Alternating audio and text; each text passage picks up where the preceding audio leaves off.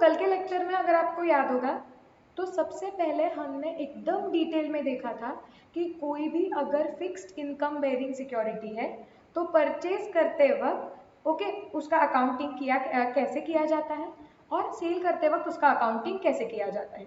फिर हमने छोटे छोटे कुछ इलस्ट्रेशंस भी देखे थे कि जो हमें हेल्प करेंगे वो कंसेप्ट अंडरस्टैंड करने में, राइट। फिर हमने बोला था कि हम हमारे इंस्टीट्यूट के स्टडी मटेरियल के पहले सारे सम सॉल्व करेंगे, तो उसमें से हमने इलस्ट्रेशन 1 से पढ़ के रखा था, समझा था, फॉर्मेट अंडरस्टैंड किया था और ड्रॉ करके रखा था।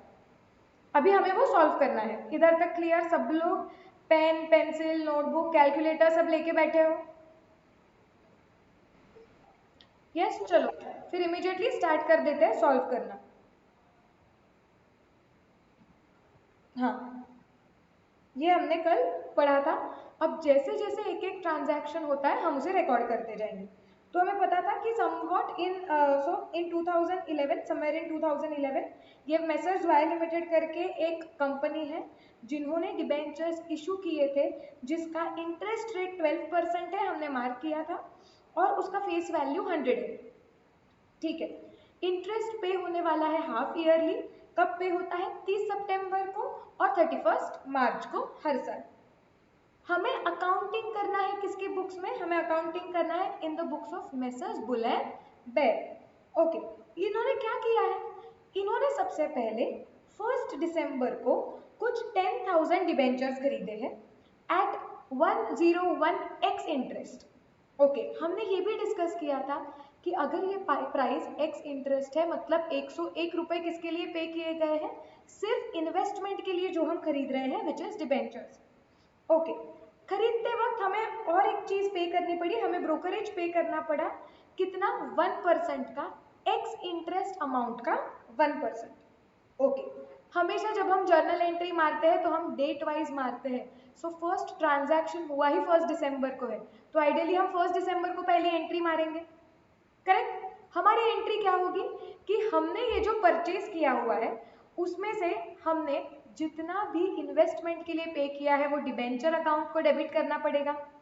जो हमने इंटरेस्ट के लिए पे किया होगा वो इंटरेस्ट अकाउंट को डेबिट करना पड़ेगा, और उसके बदले में जो हमने कैश दी है वो बैंक अकाउंट को क्रेडिट करनी पड़ेगी। यस और नो? अकाउंटिंग याद आया सब लोगों को? तो हमें क्या क्या करना है? सबसे पहले हमें निकालना है कि हमने सिर्फ इन्वेस्टमेंट के लिए कितना पैसा दिया है। ओके, तो हमें निकालनी है कॉस्ट ऑफ दैट इन्वेस्टमेंट, क्योंकि उतने से इन्वेस्टमेंट रिकॉर्ड करनी है। तो पहले वर्किंग नोट बना देते हैं। मुझे बताओ, क्या कोई वर्किंग नोट की यहाँ पे जरूरत है, या डायरेक्टली कैलकुलेटर पे निकाल सकते हैं कि हमने इन्वेस्टमेंट के लिए क्या क्या पे किया है? कॉस्ट में क्या आएगा इन्वेस्टमेंट के, डिबेंचर के?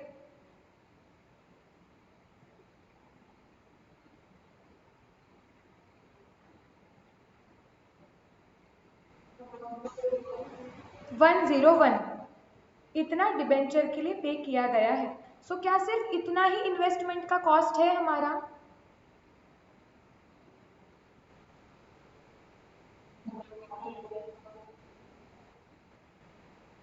इंटरेस्ट भी पे किया है, ब्रोकरेज भी पे किया है। ओके, हम एक एक मुद्दा डील करते हैं। हम पहली बार ये निकाल रहे हैं कि हमने इन्वेस्टमेंट के लिए कितना पे किया। अब हमारे सारे लेक्चर्स यहाँ पे कनेक्ट होंगे। सबसे पहला वाला लेक्चर या दूसरा वाला लेक्चर, उसमें हमने क्या देखा था कि कोई भी इन्वेस्टमेंट हो जब तुम पहली बार उसे बुक्स में लाते हो तो कॉस्ट पे लाई जाती है, और कॉस्ट में क्या आता है? Purchase price plus acquisition cost. तो हमें कॉस्ट में क्या लिखना पड़ेगा? परचेज प्राइस जो 101 है, और ब्रोकरेज क्योंकि ये एक्विजिशन कॉस्ट है। इंटरेस्ट जो हम अलग से पे करने वाले हैं, क्या ये हमारे कॉस्ट का हिस्सा होता है क्या? नो। सो इसका मतलब हम नीचे वर्किंग नोट में लिखते हैं, वर्किंग नोट बनाएंगे।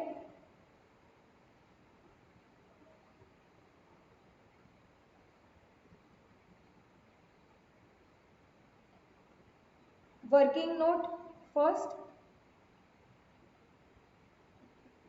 कैलकुलेशन ऑफ, क्या कर रहे हैं? Cost of investment purchased on 1 दिसंबर। मेरे साथ सॉल्व करोगे, लिखोगे। सो इसमें क्या क्या आएगा,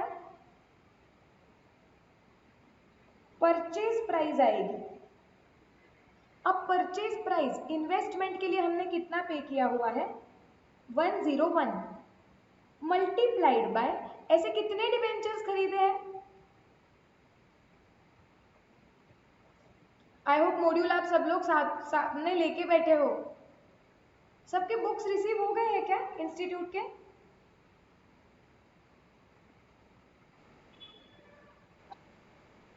हाँ, 2 लोगों का तो नहीं आया होगा, करेक्ट। हाँ, ऑर्डर नहीं होगी। बाकी विश्वजीत मोहम्मद बुक्स ऑर्डर कर लिए? आ गए तो सामने बुक्स लेके बैठो। ओके, यहाँ पे हमने क्वेश्चन में देखा है कि हमने कितने क्वांटिटी परचेज की है, 10,000, करेक्ट। तो यहाँ पे आएगा इंटू 10,000। तो हमारा अमाउंट कॉलम में, मतलब ये अमाउंट कॉलम है, तो कितना आने वाला है, 101 इंटू 10,000 कितना आएगा, फटफट बताओ और लिखो।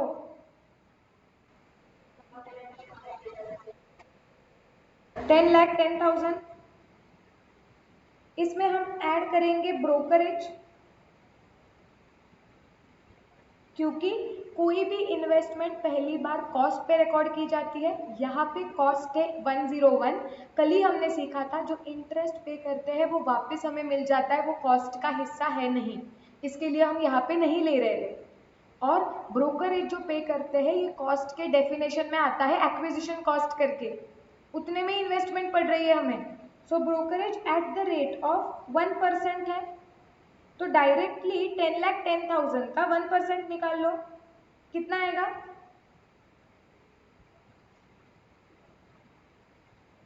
बताओ।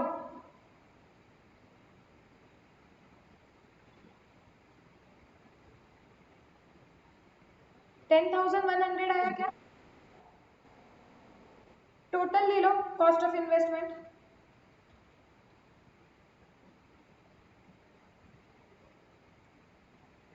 Is it 10,20,100?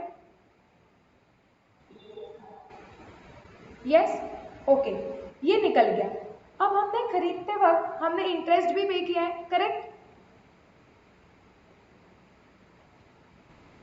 यस, क्या इंटरेस्ट जितना हमने पे किया है रेडीमेड क्वेश्चन में कैलकुलेट करके दिया है, या ये हमें निकालना पड़ेगा कि खरीदते वक्त हमने कितना इंटरेस्ट पे किया है? हमें कैलकुलेट करना पड़ेगा, क्योंकि उन्होंने बोला है 101 रुपया एक्स इंटरेस्ट पे किया है, मतलब इंटरेस्ट अलग से ऊपर से पे किया जाएगा। ओके, कैलकुलेट करके बताओ हमने इंटरेस्ट ऊपर से कितना पे किया होगा।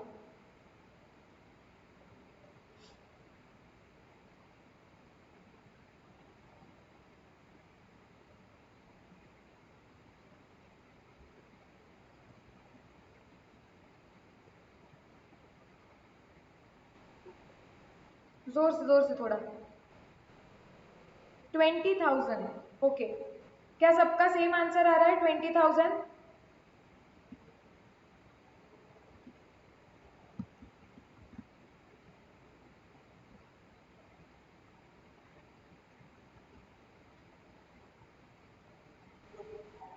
यस, ओके, मैं चेक करती हूँ एक बार करेक्ट है क्या। इंटरेस्ट पेड, इसका हम कैलकुलेशन करेंगे। अब सिंपल सी बात है, कैलकुलेट कैसे करेंगे, देखो। लास्ट, अभी हम खरीद रहे हैं तो कोई बेच रहा है, वो सामने वाले बंदे को लास्ट इंटरेस्ट कब मिला था, देखो, 30 सितंबर को, बराबर। मतलब अक्टूबर नवंबर, ये 2 महीने का इंटरेस्ट अभी भी वो सामने वाले बंदे को मिलना चाहिए जो उसको मिला नहीं है, तो हमें उसे 2 महीने का इंटरेस्ट पे करना पड़ेगा। अब हम 2 महीने का इंटरेस्ट कैसे कैलकुलेट करेंगे, फेस वैल्यू कितनी है डिबेंचर्स की, 100 रुपीज मार्क किया है, सो 100 इंटू 12%, ये साल भर का इंटरेस्ट हो गया, डिवाइडेड बाय 12 इंटू 2, मतलब 2 रुपया पर डिबेंचर के पीछे हमने उसे 2 रुपए का इंटरेस्ट देना चाहिए। और ऐसे हम कितने डिबेंचर खरीद रहे हैं? 10,000। सो इंटू 10,000, सो 20,000, करेक्ट। सो इंटरेस्ट हम पे कितना करेंगे? Interest will be paid for 2 months which is calculated as 100 multiplied by 12% into 2 divided by 12 multiplied by 10,000। सो वो आ रहा है 20,000।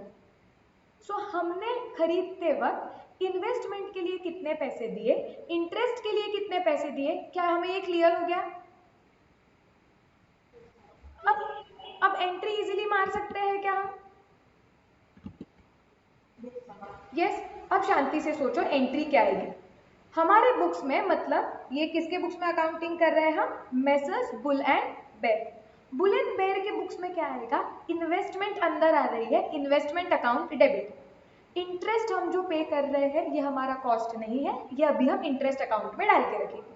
Interest account debit to bank account, correct. So यहाँ पे हम लिखेंगे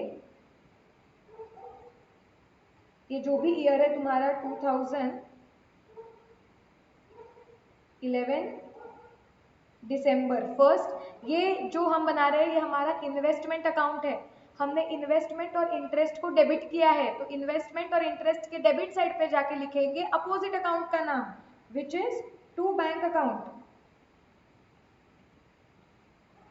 10,000 क्वांटिटी के डिबेंचर्स खरीद रहे हैं हम। जो इन्वेस्टमेंट था उसकी कॉस्ट कितनी थी? हमने निकाला था 10,20,100 और जो इंटरेस्ट के लिए पे किए हैं वो 20,000 है। क्या ये क्लियर है?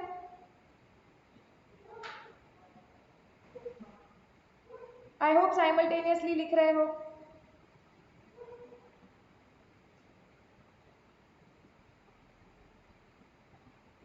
चलो आगे जाए क्या?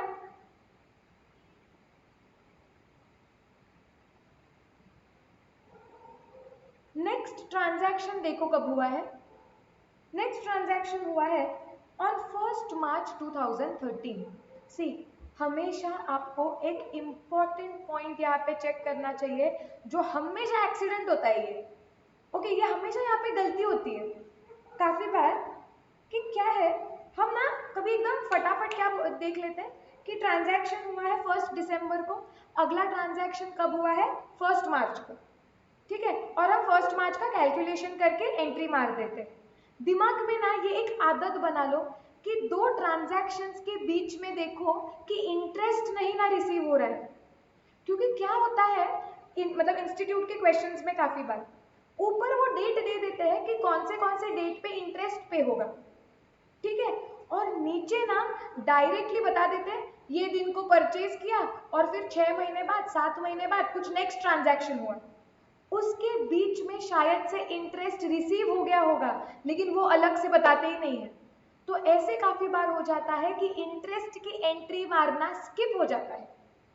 समझेगा आपको? जब आएगा आगे तो मैं और एक बार बताऊंगी।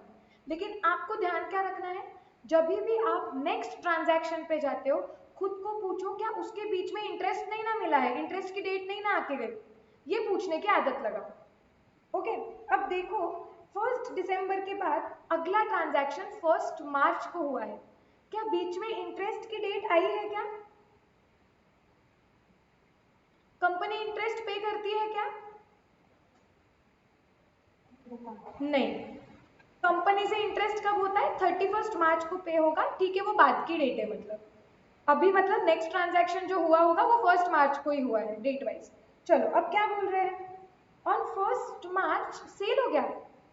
The firm sold all of this debentures, जितने भी डिबेंचर्स खरीदे थे वो सारे के सारे उन्होंने बेच दिए, ठीक है, एट ₹103 एक्स इंटरेस्ट प्राइस। बेचते वक्त 103 रुपए में पे किया एक्स इंटरेस्ट, मतलब इंटरेस्ट अलग से लिया होगा।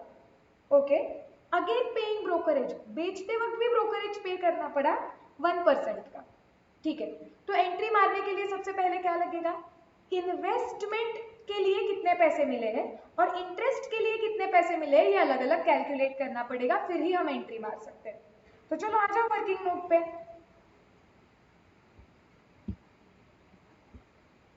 वर्किंग नोट पे देख लेते हैं।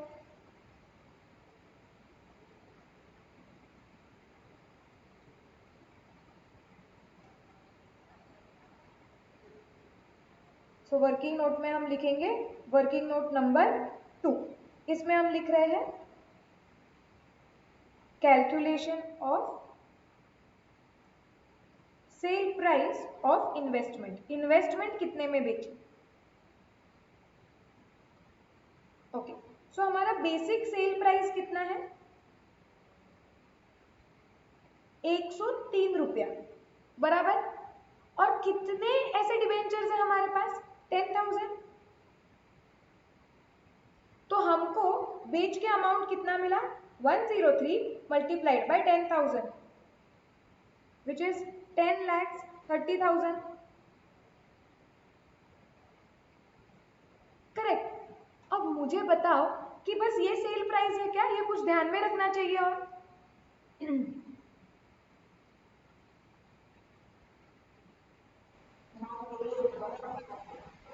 क्या होगा।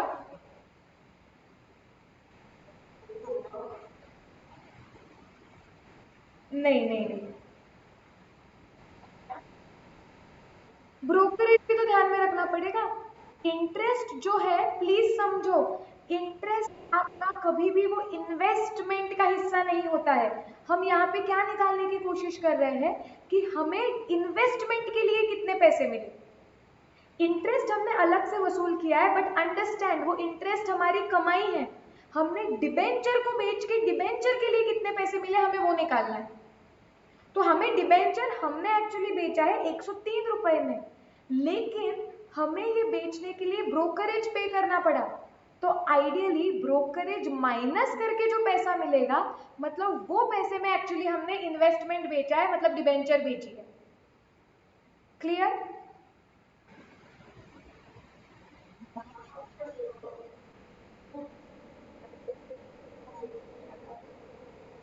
लेकिन बेचते वक्त भी तो माइनस करनी पड़ेगी ना।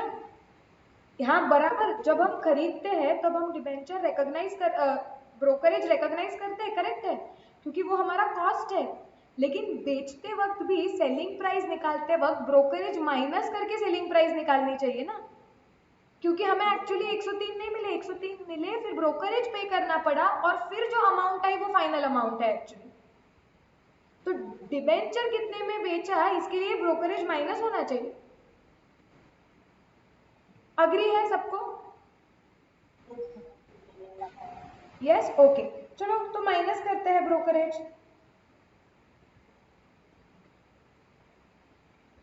Eight the rate of 1%। Again question में बोला है ना 1% पे एक्स इंटरेस्ट लगता है, निकालो इसका 1%।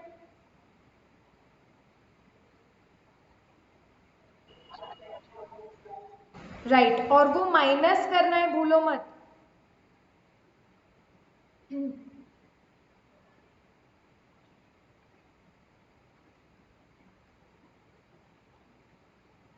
10,19,700, मतलब इतने में हमने वो इन्वेस्टमेंट बेची।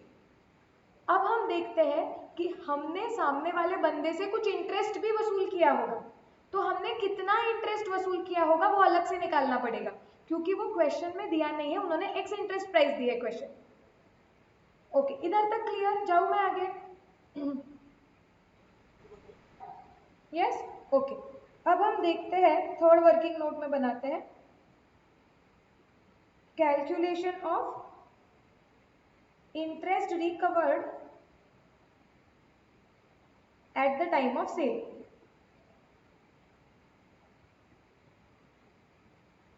ओके, अब शांति से क्वेश्चन देखो, मुझे बताओ कि कितने महीने का इंटरेस्ट हम सामने वाले बंदे से लेंगे। 3 बोल रहा है कोई, ओके।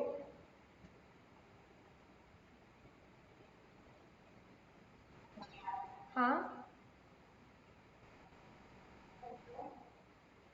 ओके 5 और 3 ऐसे दो ऑप्शंस आ रहे हैं।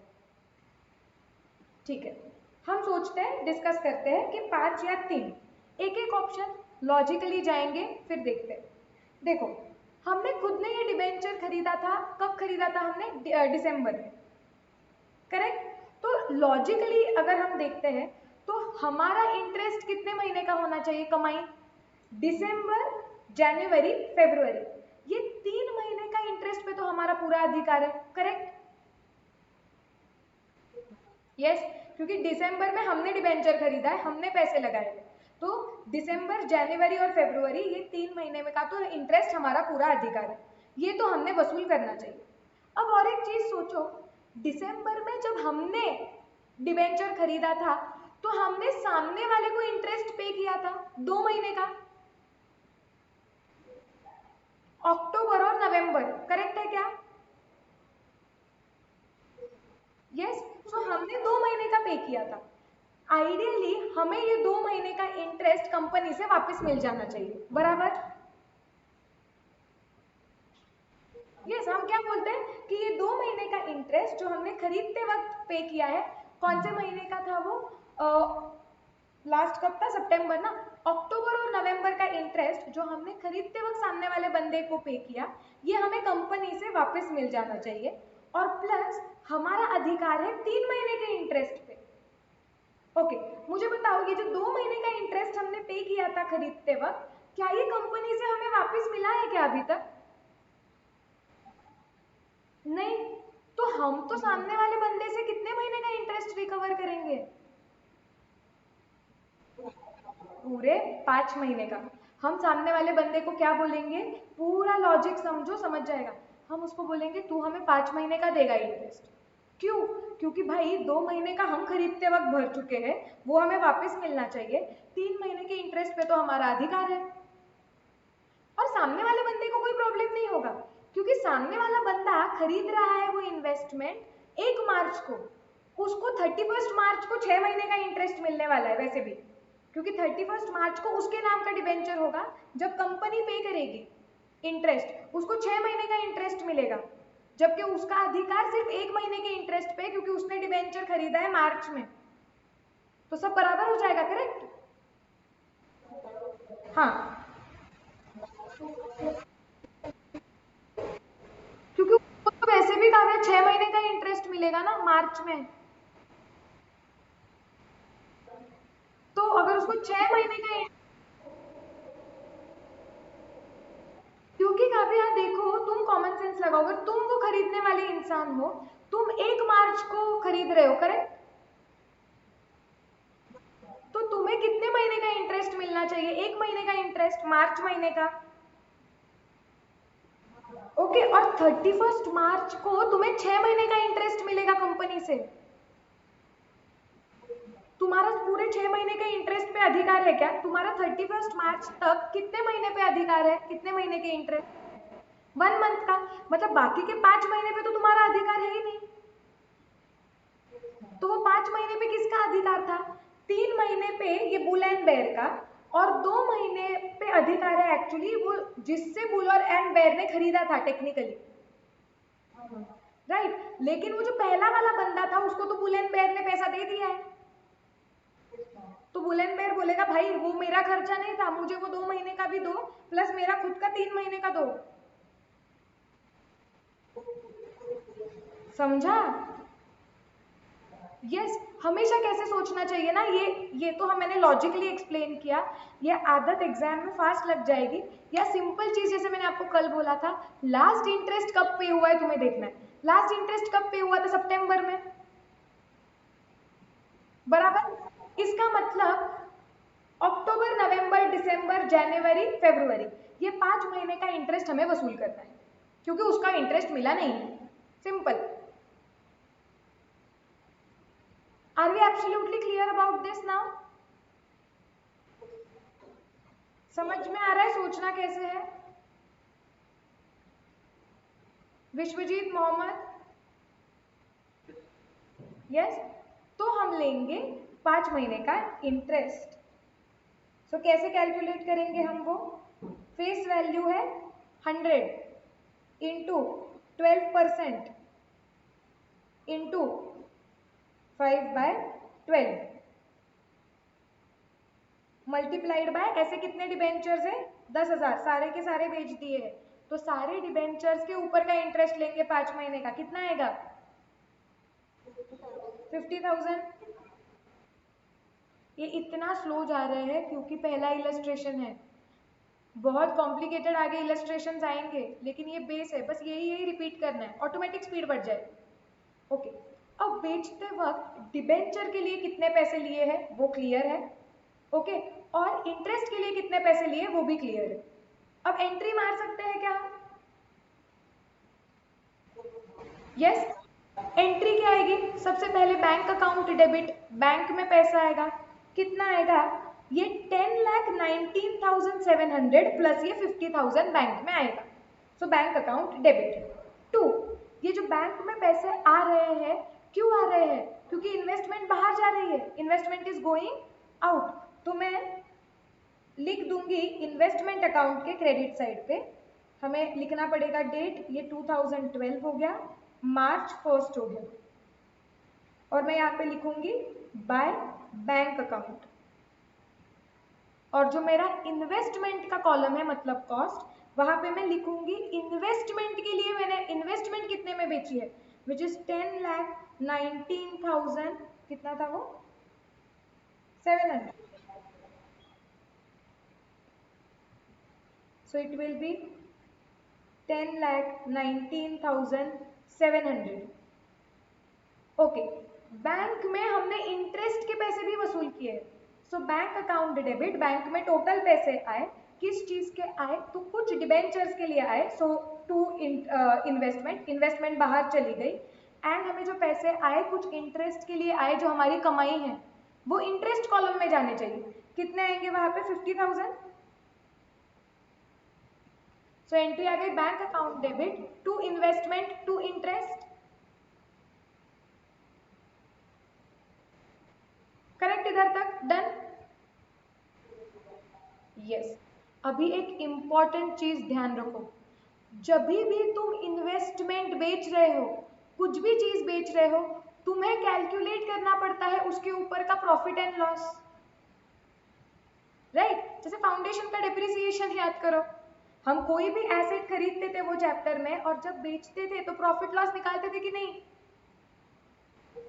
तो यहाँ पे भी निकालना पड़ेगा कि जब इन्वेस्टमेंट खरीदी तो उसका अमाउंट इन्वेस्टमेंट अकाउंट में लिखा जब बेची तो उसका अमाउंट भी लिखा है इन्वेस्टमेंट में अब ये बाइंग सेलिंग एक्टिविटी से कितना प्रॉफिट लॉस हुआ वो भी निकालना पड़ेगा और जितना भी प्रॉफिट लॉस हुआ वो कहाँ पे जाता है हमारा प्रॉफिट एंड लॉस अकाउंट में ओके यहाँ पे प्रॉफिट लॉस निकालना बहुत सिंपल है क्यों क्योंकि हमने जितनी इन्वेस्टमेंट खरीदी थी सारी की सारी बेच दी जब आगे के क्वेश्चंस आएंगे तब प्रॉफिट लॉस का कैलकुलेशन थोड़ा अलग होता है मैं बता दूंगी यहाँ पे फोकस करो फिलहाल यहाँ पे इन्वेस्टमेंट अकाउंट देखो तुमने इन्वेस्टमेंट कितने में खरीदी थी देखो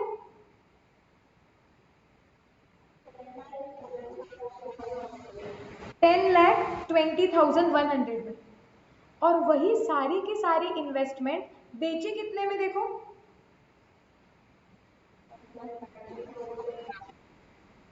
10,19,700 अभी आप मुझे बताओ फिलहाल बिना कोई एंट्री मारे क्या मेरा इन्वेस्टमेंट अकाउंट क्लोज हो रहा है क्या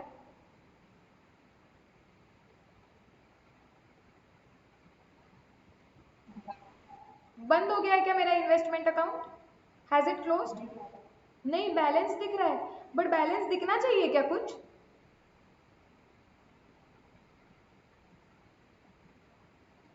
बताओ बैलेंस दिखना चाहिए क्या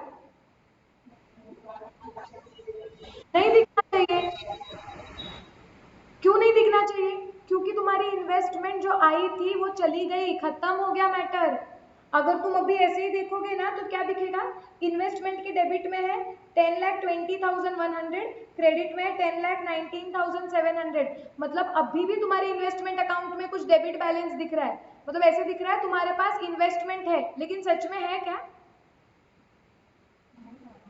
नहीं तो वो डिफरेंस क्या है इन्वेस्टमेंट अकाउंट क्लोज क्यों नहीं हुआ है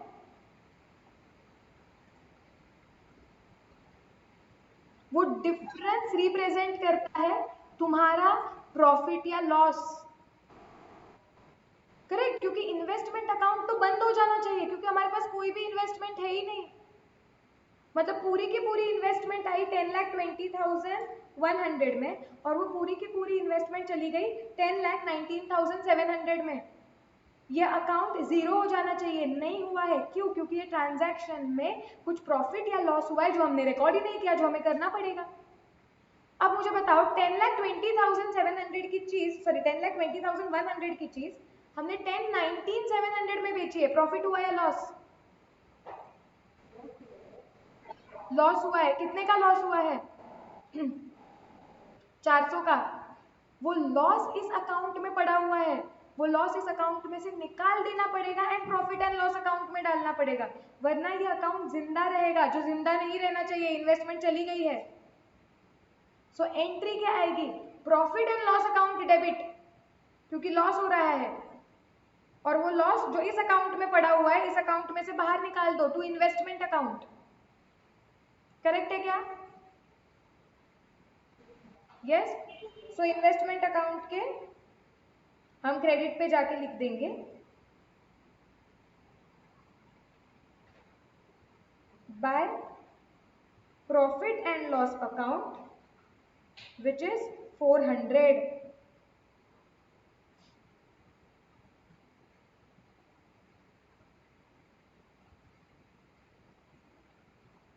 यस नो? समझा इधर तक?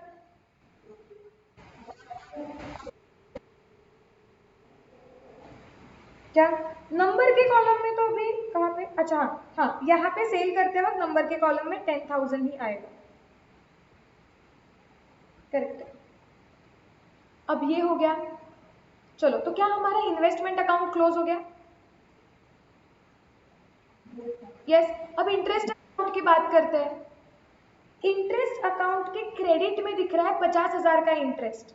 ओके, क्योंकि हमने पूरे 5 महीने का इंटरेस्ट वसूल किया था 50,000।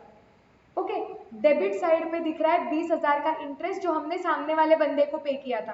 तो 50,000 इनकम दिख रहा है, 20,000 खर्चा दिख रहा है, बराबर से हमारी नेट इनकम कितनी दिख रही है? 30,000। That is interest of December, January and February. Correct, इस पे ही हमारा अधिकार है। अब ये इंटरेस्ट अकाउंट हम क्या करते हैं, सारे नॉमिनल अकाउंट्स को कहाँ पे ट्रांसफर करते हैं? पी एंड एल में।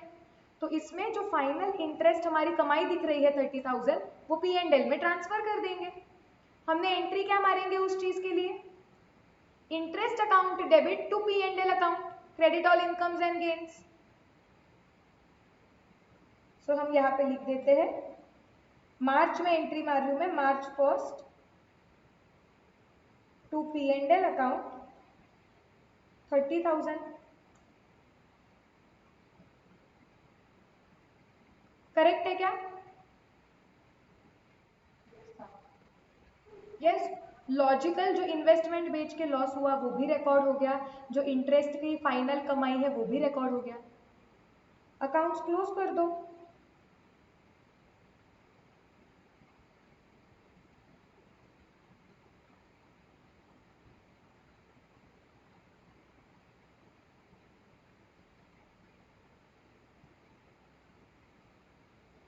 ये नंबर का कॉलम कोई अकाउंट का पार्ट नहीं है।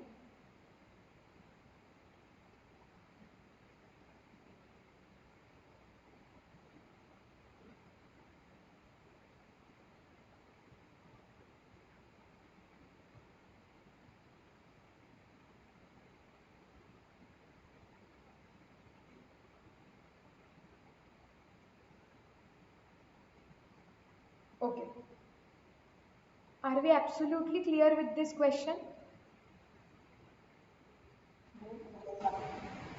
आप समझ रहे हैं अच्छी तरीके से? यस, कि हम क्यों कर रहे थे, क्या कर रहे थे, कल क्या देखा था इतना डिटेल में।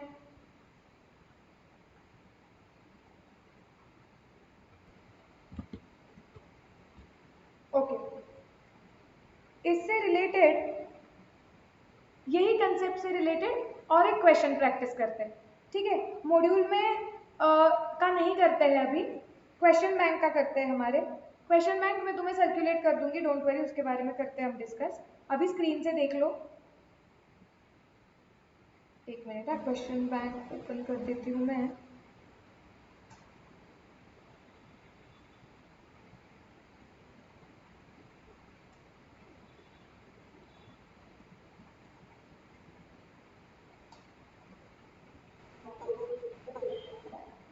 तुम इसकी क्वेश्चन बैंक देख जाओगे तो तुम पागल हो जाओगे। इस क्वेश्चन बैंक में टोटल 30 क्वेश्चंस है ओनली, मॉड्यूल को छोड़ के। तो डरो मत, इसमें से ना कुछ कुछ क्वेश्चंस में कंसेप्ट्स वही वही है, तो वो जो है वो हम रिवीजन के लिए मार्क करेंगे, क्योंकि वो क्वेश्चंस तुम सिर्फ प्रैक्टिस के लिए करोगे, क्योंकि वैसे एग्जैक्टली सिमिलर हमने क्लास में कर दिए होंगे। जितने भी यूनिक क्वेश्चंस हैं वो हम सॉल्व करेंगे क्लास में। और अभी स्पीड थोड़ा स्लो लगता है, फिर फटाफट बढ़ जाएगा, so don't worry about that. हाँ, और एक चीज कर लो, इसका स्क्रीनशॉट निकाल लो आज के लिए, मैं शेयर भी कर दूंगी ये, बट स्क्रीनशॉट निकाल लो इसका। क्वेश्चन नंबर 27, 28, 29, 30 छोटे छोटे हैं, वो आपके होमवर्क्स है। ये ये ये ये होमवर्क।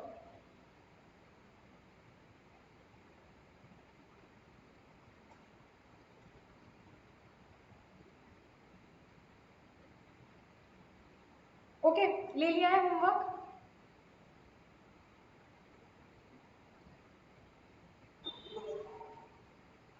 यस, चलो अब हम क्वेश्चन नंबर 1 करने वाले हैं।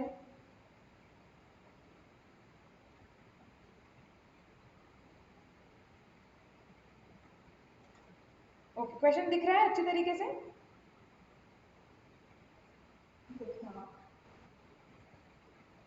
क्वेश्चन पढ़ते हैं पहले। क्या बोला है? अल्फा लिमिटेड परचेस्ड, कुछ 5000 डिबेंचर्स परचेज किए हैं।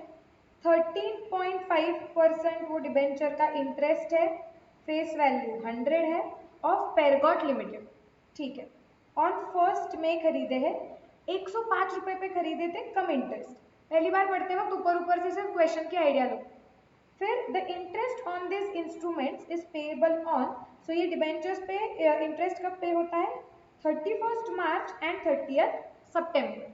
ठीक है, फिर ऑन 1 अगस्त कंपनी ने अगेन परचेज किए, देखो 1 अगस्त company again purchase some 2500 debentures at ₹102.50 each, cum interest basis पे। Okay. On October 1st, company sold 2000 debentures at ₹103 each. Okay. The market value of the debentures as at the close of the year was ₹106. ठीक है, कुछ तो extra पता इधर दिया हुआ है हमें। Prepare debenture investment account in the books of Alpha Limited for the year ended 31st December 2013, for year ending on 31st December 2013 on average cost basis। कुछ ये एवरेज कॉस्ट बेसिस नया वर्ड सुना, मार्केट वैल्यू कुछ नया word आया हुआ है। Okay, चलो तो फटाफट से फॉर्मेट ड्रॉ करो, स्टार्ट करो। पहला ट्रांजैक्शन 1 मई को हो रहा है, और आपका साल खत्म होता है कब बोला है? 31 दिसंबर, वो ध्यान में रखना है।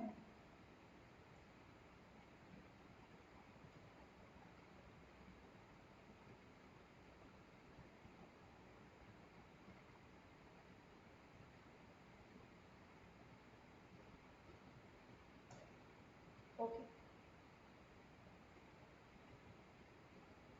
देखती हूँ मैं रिसाइकल कर सकती हूँ क्या same format.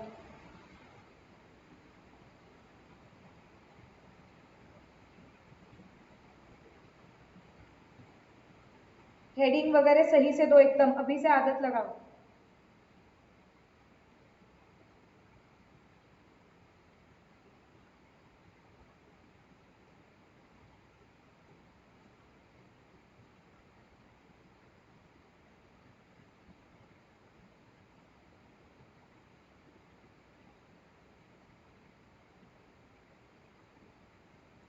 In the books of क्या था, अल्फा है अभी ये,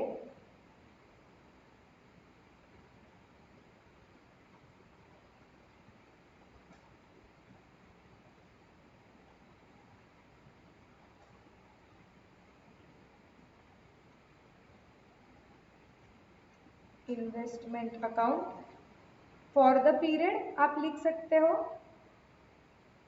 ईयर एंडिंग ऑन, या 1 मई से चालू कर दो, for the period 1 May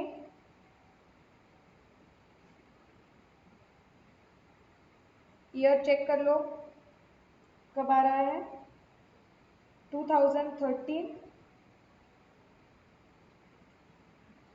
to 31 दिसंबर 2013। और डिबेंचर्स का डिस्क्रिप्शन लिख लो नीचे क्या है,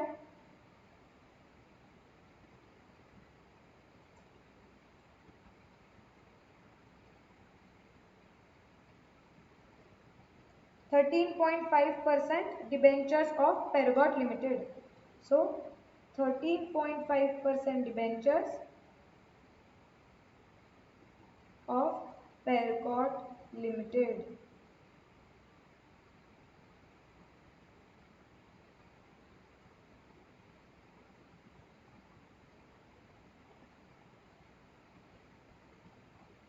सबका फॉर्मेट ड्रॉ करके हो गया है क्या? 2 पेज पे ड्रॉ करो, अगर आपका हैंडराइटिंग बड़ा है तो बिल्कुल मार्क्स मिलेंगे, कोई प्रॉब्लम है नहीं। और बहुत बड़ा फॉर्मेट मत ड्रॉ करो, vertically.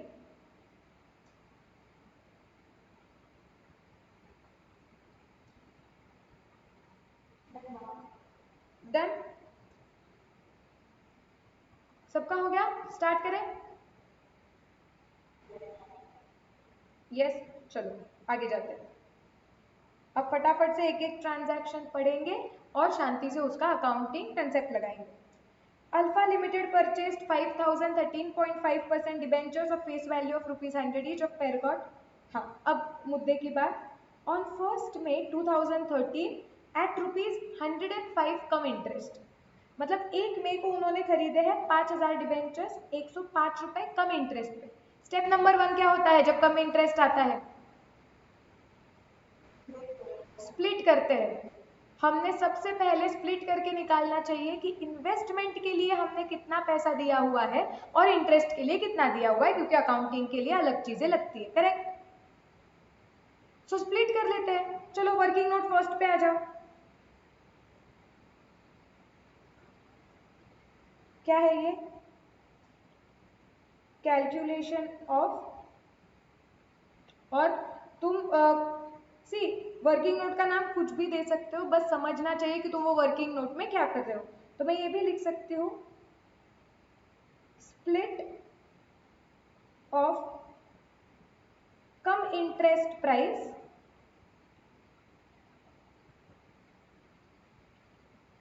Between investment and interest. Come interest price को हम स्प्लिट कर रहे हैं बिटवीन इन्वेस्टमेंट के लिए कितना पे किया है और इंटरेस्ट के लिए।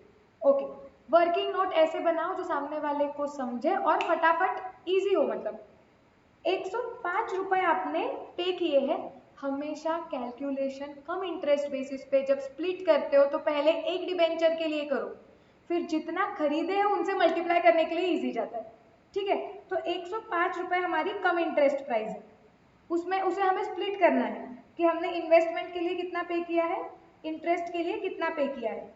सबसे पहले कौन सा वाला पार्ट निकालना चाहिए? इंटरेस्ट वाला पार्ट हम पहले निकालेंगे कि हमने इंटरेस्ट के लिए पे कितना किया है। ओके, उसके लिए क्वेश्चन सामने लो और तुम ही बताओ मुझे हमने कितना पे किया है इंटरेस्ट के लिए।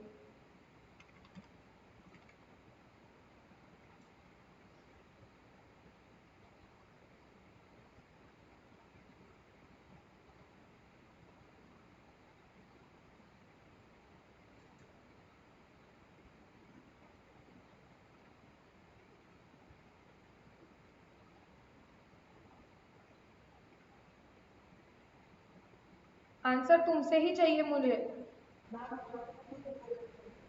हाँ तो निकालो वैल्यू कितनी आती है।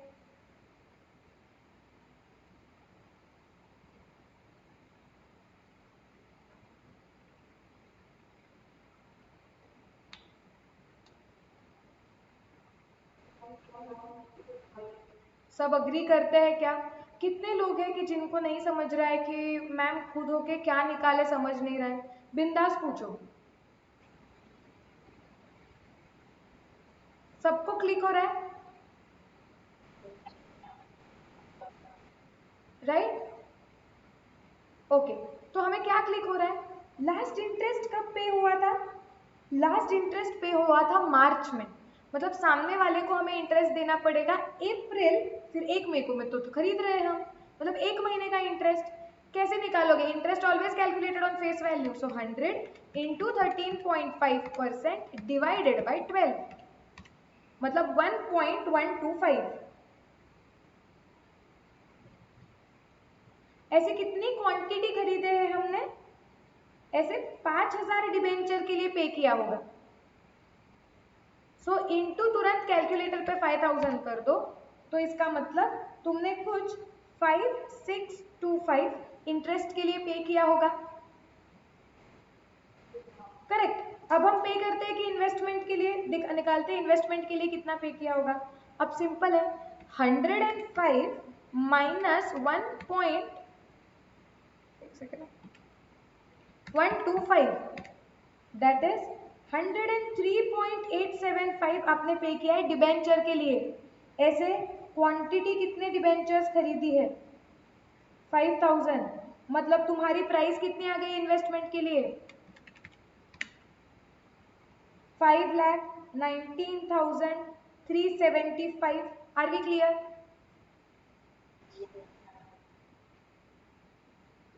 यस। अब स्प्लिट मिल गया, अब एंट्री मारना तो सिंपल है, investment account debit, interest account debit to bank. तो जाते हैं ऊपर।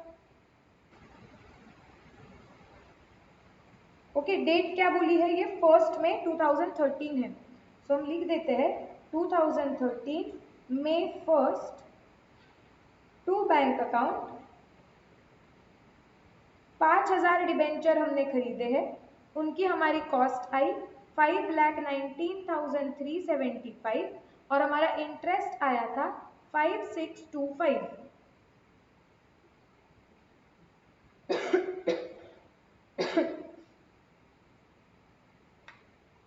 क्लियर है क्या हमें? बिल्कुल yes, okay. So working note भी हो गई। सिंपल ऐसे वर्किंग नोट करोगे एग्जाम में मार्क्स मिलेंगे, ऐसा नहीं नहीं मिलेगा, बस उनको समझाना, मतलब ठीक से लिखा है हमने। नेक्स्ट ट्रांजैक्शन पे जाते हैं। अब क्या बोल रहे हैं?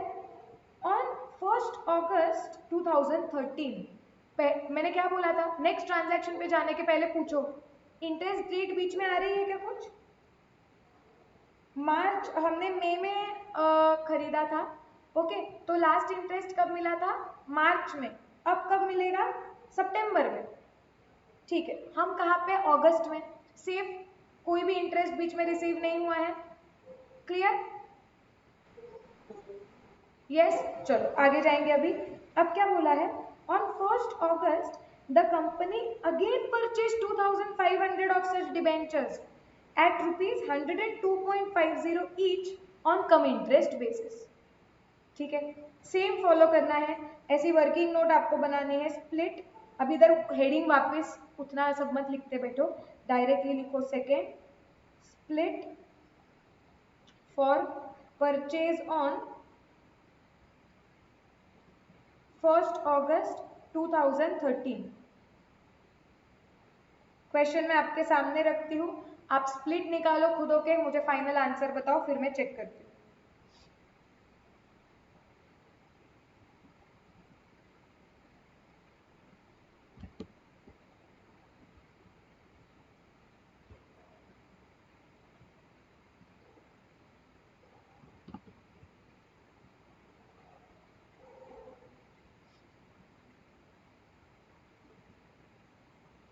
आया क्या आप लोगों का आंसर?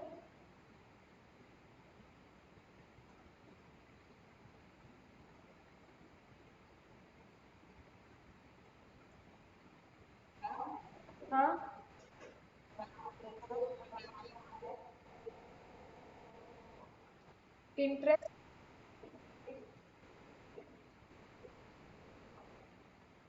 ओके, कुछ तो इंटरेस्ट आ रहा है, तुम बोल रहे हो 8437.5। ओके, एक आंसर आया है। मैं क्वेश्चन आपके सामने ही रख रही हूँ, बाकी सब लोग या तो अग्री करो या नया दो मुझे आंसर।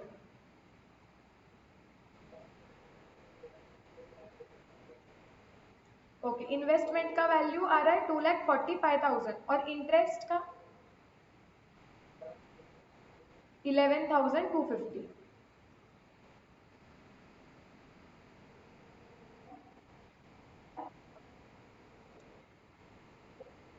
ओके, हाँ, इंटरेस्ट 11,250 आ रहा है, ये दो आंसर मैच हो रहे हैं। एंड फिर इन्वेस्टमेंट का कॉस्ट कितना आ रहा है?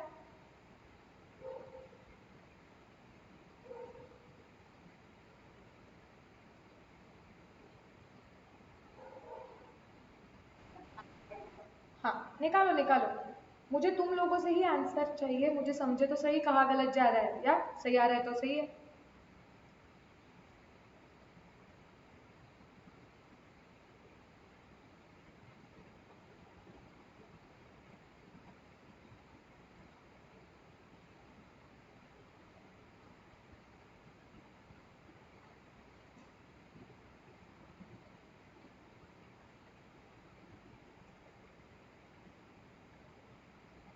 ओके, 2,45,000। ओके, चेक करते हैं हम अभी कितने में 1 अगस्त में चीजें खरीद रहे हैं, बताओ मुझे। ये डिबेंचर कितने में खरीद रहे हैं? 102.5। सो मुझे ये 102.5 को स्प्लिट करना है इन्वेस्टमेंट में और इंटरेस्ट में। ओके, अब इंटरेस्ट कितना होगा? सामने वाले को लास्ट इंटरेस्ट मिला था मार्च में, मतलब अप्रैल, मई, जून, जुलाई, 4 महीने का इंटरेस्ट हमें उसे पे करना पड़ेगा। वो कैसे आएगा? 100 into 13.5% divide by 12 multiplied by 4, that is 4.5। ऐसे कितने हैं डिबेंचर्स? 2,500। तो आपका आ रहा है 11,250। एंड अगर आप 4.5 पे कर रहे थे इंटरेस्ट के लिए, मतलब आउट ऑफ टोटल 102.5 आप पे कर रहे थे minus 4.5, which is some 98 for your investment. ऐसे कितनी इन्वेस्टमेंट है? 2,500 इंटू 2,500 विच इज 2,45,000। कहाँ मिस्टेक हुई दूसरे वाले ऑप्शन 8,000 की? हाँ, क्यों ना शांति से अगर देखोगे तो क्यों मिस्टेक करनी है इतने इजी टॉपिक में। ये अब भी थोड़ा फर्स्ट लेक्चर, ये पहला वीक है, मैंने थोड़ा सा ऐसा चैप्टर स्टार्ट किया जिसमें थोड़े अलग अलग कंसेप्ट है, राइट, जो पहले से इतने नहीं सीखे हुए हैं। लेकिन जैसे इसकी प्रैक्टिस करोगे कंसेप्ट क्लियर हो गया, मैं गारंटी देती हूँ एकदम फास्ट। अभी देखो तुम ही निकाल रहे हो सेकंड क्वेश्चन से, तो ऐसे सिली मिस्टेक में मार्क्स दिलाने हैं क्या महीने कैलकुलेट करने में? शांति से करो ना थोड़ा, स्पीड स्पीड आ जाएगा। पहले पहले क्वेश्चंस में स्पीड पे फोकस मत करो, फोकस करो correct answer, conceptual clarity. Speed automatically बाद में बढ़ा देंगे, टाइम लगा के क्वेश्चन सॉल्व करेंगे, don't worry. Okay, so entry मारने के लिए तैयार है हम? लिख लो यहाँ पे 2013, वापस रिपीट करने की जरूरत नहीं है, सेम ईयर है। August 1, to bank account, number कितना आ रहा है अभी? 2,500, कॉस्ट है 2,45,000, इंटरेस्ट के लिए पे कर दिया गया है 11,250। करेक्ट, आगे जाना है अभी, इधर तक क्लियर?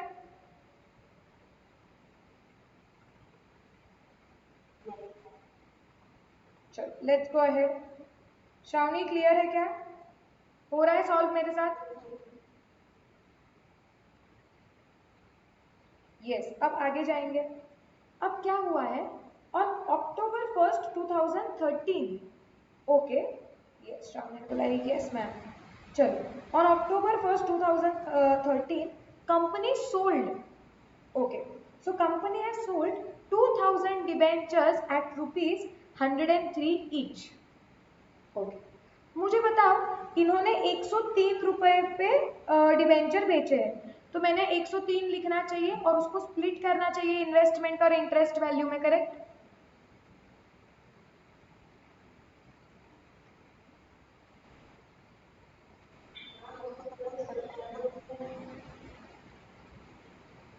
राइट, वेरी गुड, किसी को तो याद आया। मैंने क्या बोला था कि जब तुम दो डेट्स देखोगे अब तुम्हें वो मिस्टेक समझेगी।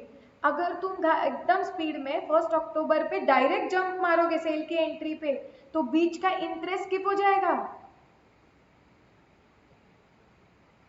क्योंकि 1 अगस्त को ट्रांजैक्शन हुआ, अगला ट्रांजैक्शन उन्होंने बताया हुआ है कि 1 अक्टूबर को है, लेकिन इजंट इट अंडरस्टूड दैट सितंबर को हमें इंटरेस्ट मिला होगा? यस, क्योंकि कंपनी ने पे किया होगा, हमारे पास डिबेंचर्स है। सो हमेशा देखो ये एक्सीडेंट स्पॉट होता है, लिखो नोटबुक में, पहले लिखो हेडिंग पे,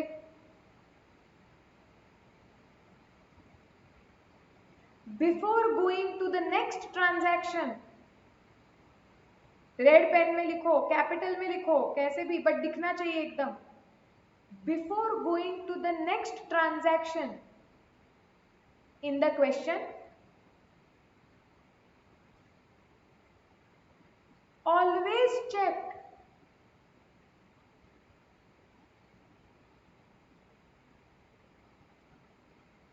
whether interest is received,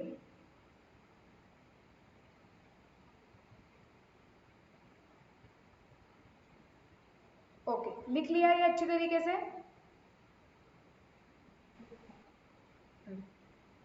अब पहले इंटरेस्ट की एंट्री मारेगी। इंटरेस्ट की एंट्री क्या होगी? जब कंपनी से इंटरेस्ट मिलेगा, bank account debit to interest, simple.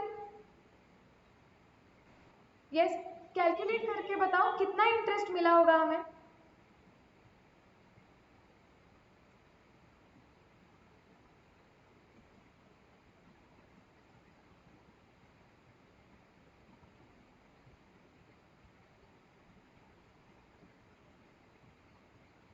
Logic लगाओ शांति से, बट निकालो, खुद होके निकालो।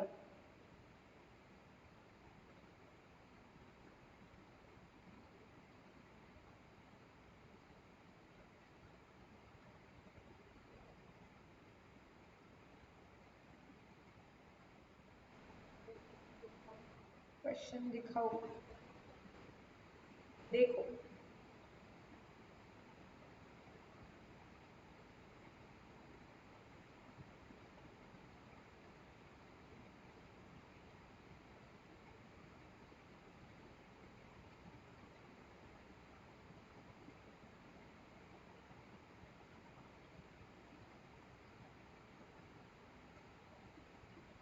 बताओ चलो क्विकली, 1 मिनट के अंदर आंसर आता है ये, इतना नहीं है कुछ भी डिफिकल्ट। बोलो।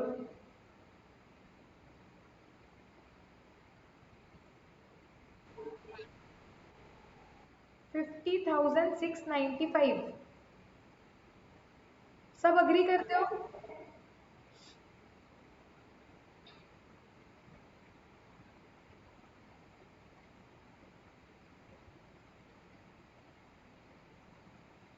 ओके, चलो, कुछ अलग आंसर किसी का?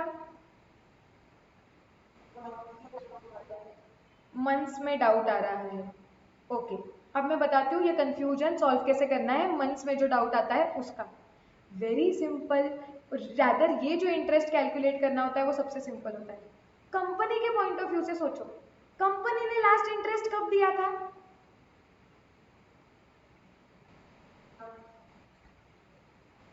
मार्च में। कंपनी को अभी कब इंटरेस्ट देना है? सितंबर में। मतलब कंपनी के साइड से 6 महीने का इंटरेस्ट देना बाकी है। यस, सिंपल कंपनी क्या बोलेगी कि 31 सितंबर को जिसके भी पास डिबेंचर होंगे हमें उसको 6 महीने का इंटरेस्ट देना है, हम दे देंगे, मैटर खत्म। उसके बीच में तुमने एक दूसरे को डिबेंचर बेचा या तुमने खरीदा, उसके लिए तुम तुम्हारा देख लो, उसके लिए तो ये सारी चीजें हो रही है। वो आखिरी वाले बंदे को 6 महीने का इंटरेस्ट मिलेगा, इसके लिए ही तो हम बीच में सब कैलकुलेशन कर रहे हैं ना, कि अगर हम किसी से खरीद रहे हैं और बीच में ही खरीद रहे हैं तो हम ही उसे 2 महीने का इंटरेस्ट पहले दे के रख रहे हैं, क्योंकि पूरे 6 महीने का हमको मिलने वाला है, राइट। तो रैदर जब कंपनी से इंटरेस्ट आता है ना, एकदम सिंपल होता है। कंपनी ने आखिरी में पे किया था मार्च का, कंपनी अभी पे करेगी सितंबर में, कंपनी सीधा 6 महीने का देगी। कंपनी को नहीं देखना है तुम मतलब तुम एलिजिबल हो क्या वो इंटरेस्ट के लिए। हाँ, तुम ही सोचो, कंपनी अगर ये सोचती बैठती कि अच्छा तुम्हारा ना 2 ही महीने का इंटरेस्ट होता है, हम तुम्हें 2 महीने का देंगे, वो जो पहला वाला था ना उसको 3 महीने का इंटरेस्ट देना है, ये सब सिर्फ कंपनी करते बैठेगी तो पागल नहीं हो जाएगी क्या? ऐसे कितने ट्रांजैक्शंस होंगे बीच में। कंपनी सिंपल बोलेगी हम हर 6 महीने में पे करेंगे, जब ड्यू डेट आती है उस पर जिसके नाम का डिबेंचर होगा उसको मिलेगा। बीच में तुम जो परचेज सेल करोगे तब इंटरेस्ट के लिए तुम तुम्हारा एडजस्टमेंट देख लेना, वो तो हम कर रहे हैं खरीदते वक्त, इसके लिए तो हम इंटरेस्ट का एडजस्टमेंट करते हैं, correct. So very simple, we are going to receive interest for 6 months. Now on how many debentures? How to calculate that? हमारे पास कितने डिबेंचर्स है 30 सितंबर को?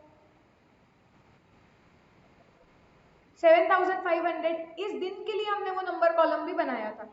सो 7500, उनका फेस वैल्यू कितना है इंटू 100 बराबर, इंटू इंटरेस्ट रेट कितना है 13.5% डिवाइडेड बाई 2, 6 महीने का 50,625।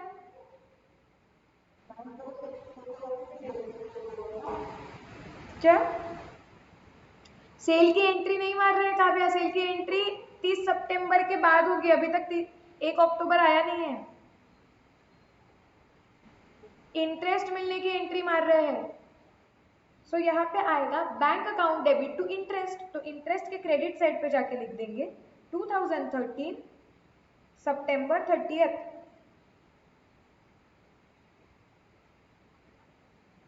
Bye bank account.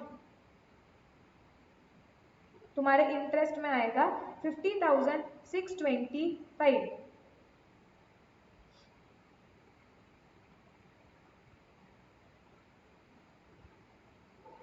Are we clear?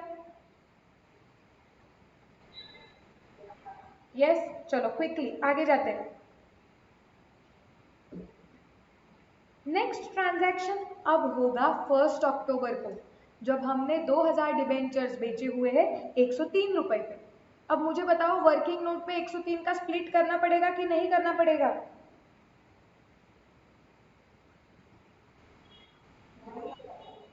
नहीं, क्यों नहीं?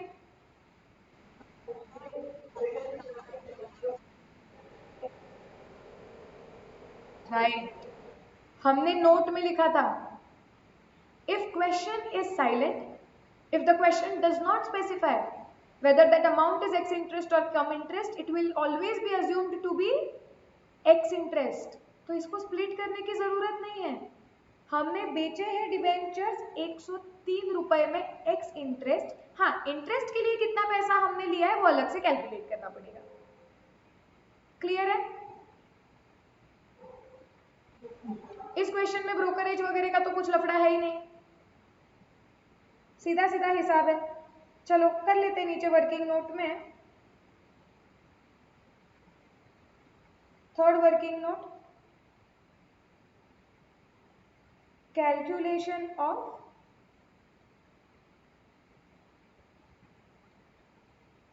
Sale price of debentures and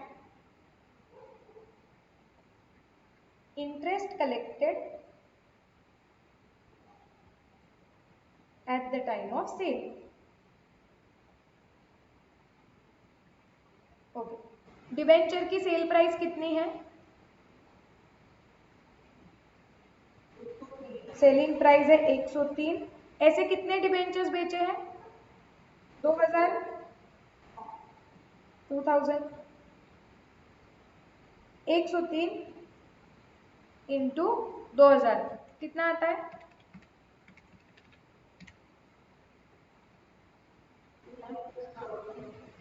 2,06,000।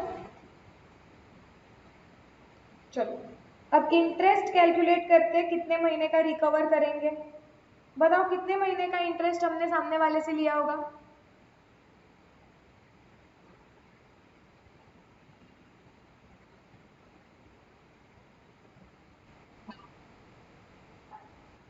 हाँ सॉरी, वापस बताओ, क्वेश्चन दिखाओ, सॉरी। हाँ देख लो।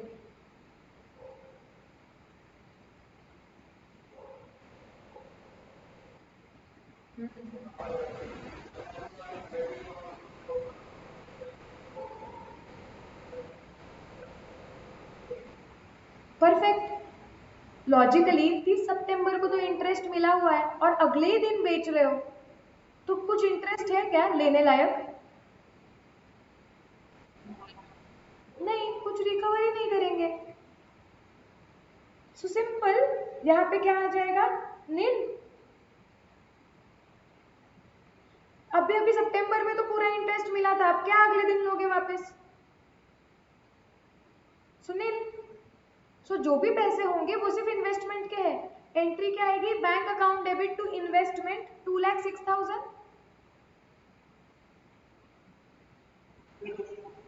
लिख देते हैं यहाँ पे, October 1 by bank account,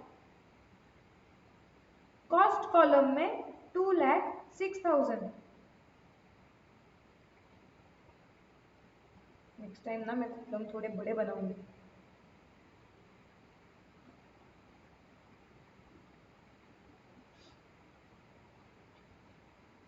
quantity में लिखो 2000। क्लियर है क्या? यस। अब नेक्स्ट स्टेप मैंने क्या करना चाहिए?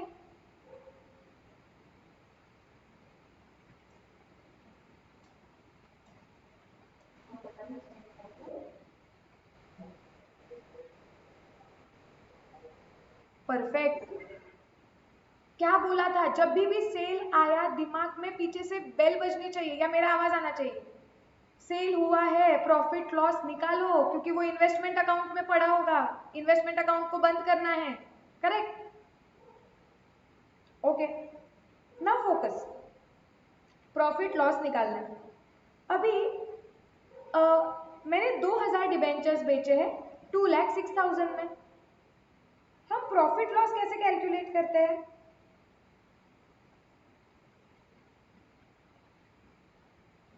Calculation of profit oblique loss on sale. Okay, अब ये कैसे निकालेंगे? हमारी सेलिंग प्राइस, कॉमन सेंस, ये तो हम फाउंडेशन में भी करते थे। हमारी सेलिंग प्राइस कितनी होती है? कितनी है? 2,06,000। और क्वांटिटी कितनी है? 2000।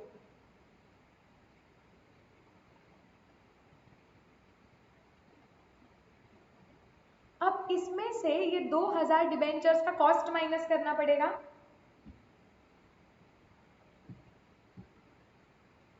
यस, तो ही प्रॉफिट आएगा। अरे जनता बोलो, हाँ ना, सो गए क्या?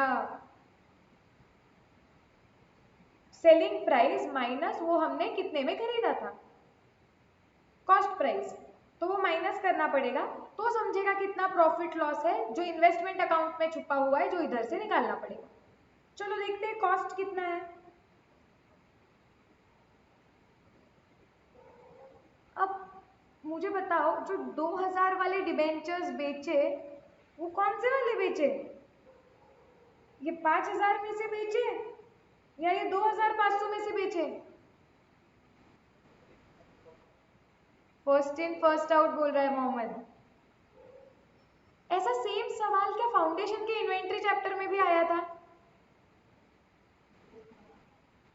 यस, कि जब हमने प्रोडक्ट्स बेचे थे तो हम क्या बोल रहे थे कि ठीक है प्रोडक्ट्स बेचे हैं, लेकिन जो हमारे प्रोडक्ट्स बेचे हुए हैं उसमें से कौन से वाले बेचे और जो इन्वेंट्री में रहे। अगर आपको याद होगा तो हम क्या बोलते थे कि इन्वेंट्री में जो हमारा स्टॉक में जो माल बचा हुआ है वो कौन सा वाला माल है, उसका कॉस्ट क्या है। क्योंकि हम क्या बोलते थे, अगर तुम्हें याद होगा हमारा वो कैडबरी वाला एग्जाम्पल, कि अगर हम 2 कैडबरी खरीद के लेके आए थे, ओके याद आ रहा है क्या कैडबरी वाला एग्जाम्पल। यस, जब हम एग्जैक्टली 2 सेम दिखने वाली कैडबरीज खरीद के लाए थे और उसमें से एक कैडबरी बेच दी और एक कैडबरी हमारे पास बची, तो जो बची उसकी कॉस्ट कितनी थी ये पता नहीं है, क्योंकि दोनों कैडबरी एग्जैक्टली सेम दिखती थी। तो अब हमें ये पता ही नहीं कौन सी कैडबरी बाहर गई और कौन सी बची। तो तब हम कौन सी कैडबरी बची उसके लिए कॉस्ट फॉर्मूला यूज करते थे। हम बोलते थे भाई कॉस्ट निकालने के लिए कुछ तो मेथड यूज करना पड़ेगा, या तो आप first in first out use कर लो, या दूसरी कौन सी मेथड थी।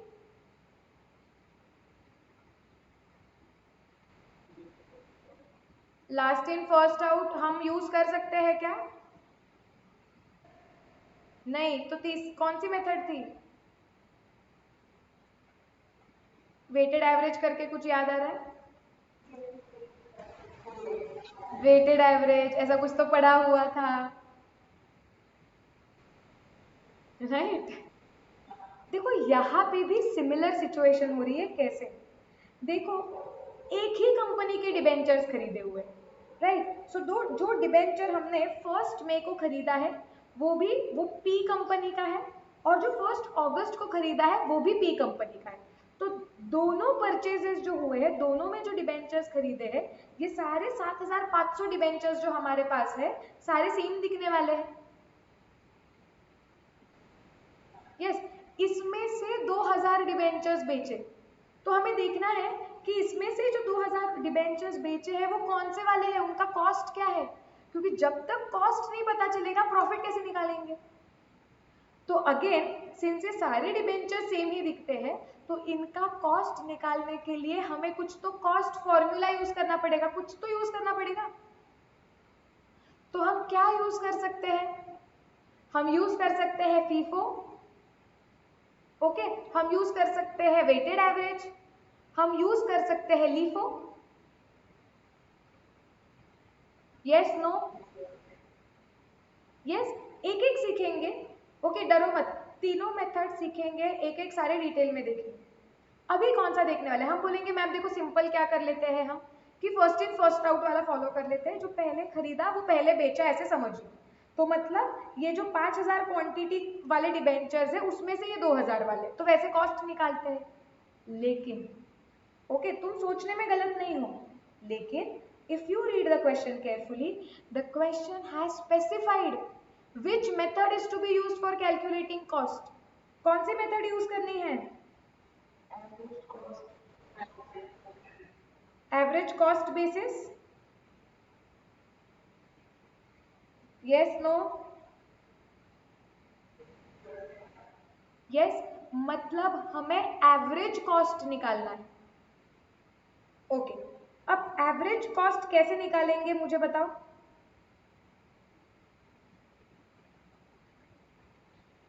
देखो हमने 5000 डिबेंचर कुछ प्राइस पे खरीदे थे, तो 5000 इंटू दैट प्राइस आ गई थी 5,19,375, और प्लस हमने कुछ 2500 डिबेंचर्स खरीदे थे 2,45,000 में। सो अगर मुझे एवरेज कॉस्ट निकालना है, मतलब ऑन एन एवरेज एक डिबेंचर कितने का था, तो क्या मैं इसे बोल सकती हूँ कि 5,19,375 plus 2,45,000, this is the total amount which I have paid to get 7,500 debentures. So I have paid 7,64,375 in order to get 7,500 debentures. So that amount divided by 7,500. तो आपके कैलकुलेटर पे आएगा 101.916666। क्या हमारे ये एक डिबेंचर का एवरेज कॉस्ट है।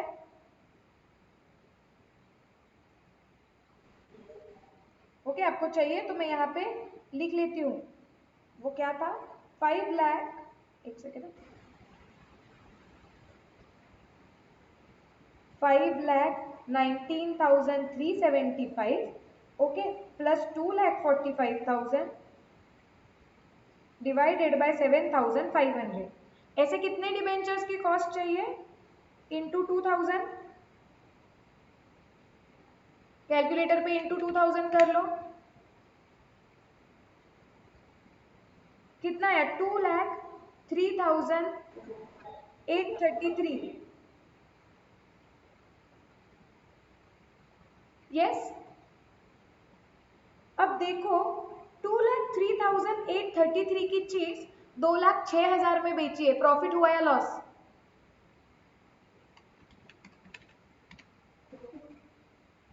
एवरीबडी, प्रॉफिट हुआ या लॉस हुआ?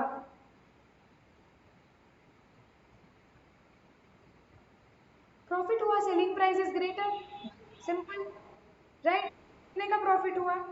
21, कैलकुलेटर पे लो, 2166.66 आ रहा है, तो मैं बोल सकती हूँ, राउंड ऑफ कर लेती हूँ, मैं बोल देती हूँ 2167। क्लियर है कि एवरेज कैसे निकाला? ओके, अब मुझे ये प्रॉफिट की एंट्री मारनी पड़ेगी। अब एकदम सिंपल करो, प्रॉफिट या लॉस जब भी इन्वेस्टमेंट बेचते हैं तो ये जो भी प्रॉफिट लॉस होता है हमारा, वो पी एंड एल अकाउंट में जाने वाला है। तो ये प्रॉफिट पी एंड एल के क्रेडिट में जाएगा। एंट्री क्या आएगी, इन्वेस्टमेंट अकाउंट डेबिट, क्योंकि ये इन्वेस्टमेंट अकाउंट में फिलहाल पड़ा हुआ है, so investment account debit to P and L.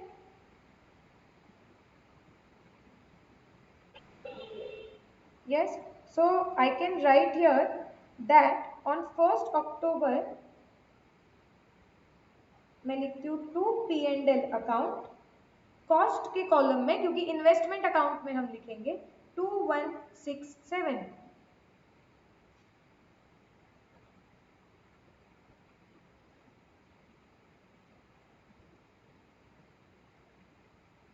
इधर तक क्लियर है क्या?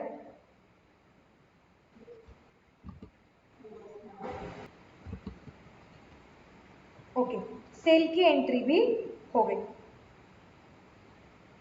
आगे जाते हैं क्वेश्चन में, जाना है आगे पक्का?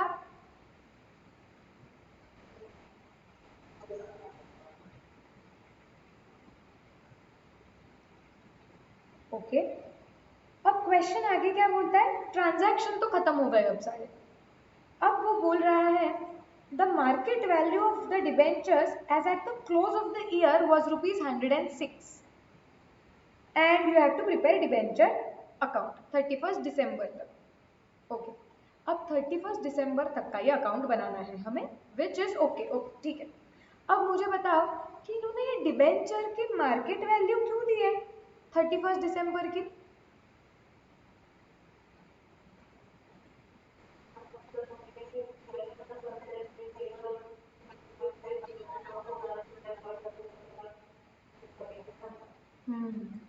याद आया तुम लोगों को कि हमने ये कंसेप्ट पढ़ते वक्त देखा था कि जो भी हमारी इन्वेस्टमेंट होती है वो साल के आखिरी दिन पे सब्सिक्वेंटली मेजर होती है। यस, हम अज्यूम करेंगे हमेशा ये सम में, कुछ अलग से लिखा नहीं है कि ये डिबेंचर करंट इन्वेस्टमेंट है। So current investment subsequently measure कैसे होता है बताओ?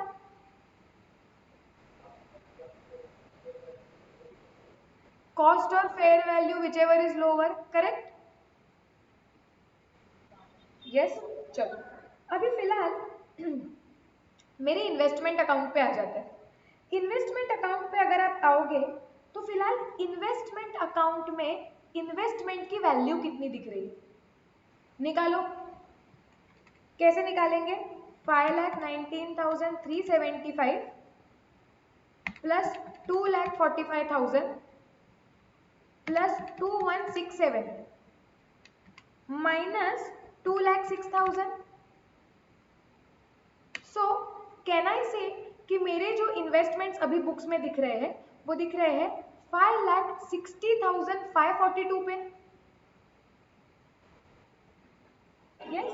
सो यहाँ पे मैं लिख सकती हूँ कि मेरी बुक वैल्यू जो है, या इसे हम बोल, हाँ, फिलहाल मेरे बुक्स में वो डिबेंचर्स दिख रहे हैं कितने पे, 5,60,542।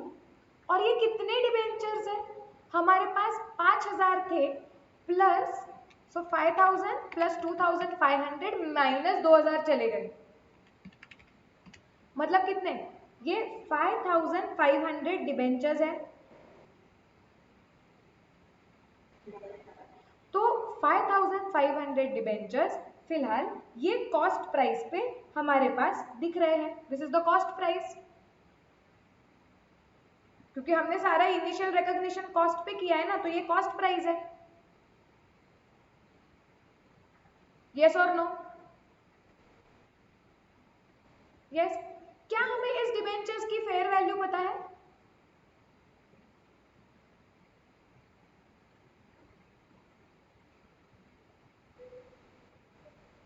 वन 106 क्वेश्चन में दिया हुआ है मार्केट वैल्यू ऑफ डिबेंचर्स। तो मैं इधर नीचे लिख ही देती हूँ कि ये बुक वैल्यू जो है वो कॉस्ट प्राइस है। अब हम फेयर वैल्यू लिखते हैं।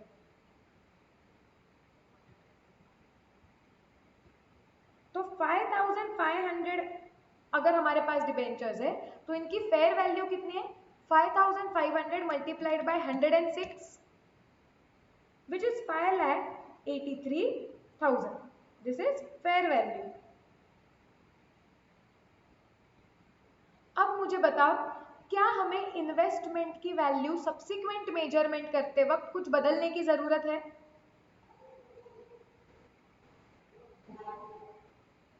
हम क्या बोलेंगे, कॉस्ट और fair value which ever is lower, common sense लगाओ, यहाँ फेयर वैल्यू बढ़ गई है मतलब हम प्रॉफिट में हैं, क्या प्रॉफिट रिकॉर्ड करेंगे, क्या होने वाला,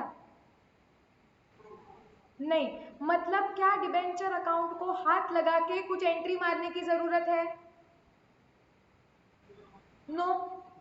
सो हम यहाँ पे ये वर्किंग नोट में ही लिख दो, नेक्स्ट वर्किंग नोट लिख दो, ये subsequent measurement as on 31st December। अब हम बोलेंगे debentures will be shown at cost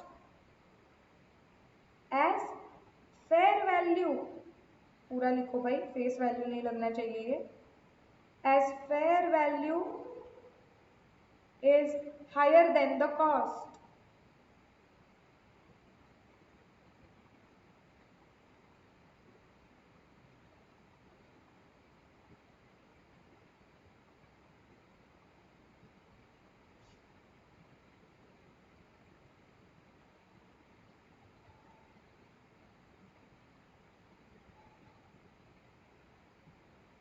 clear?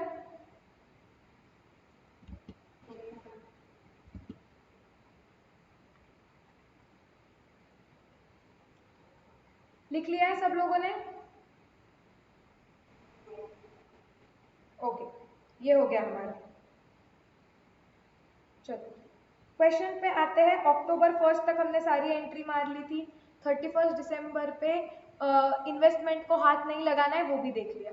अब 31 दिसंबर को इंटरेस्ट अकाउंट में कुछ करना है क्या, मुझे बताओ।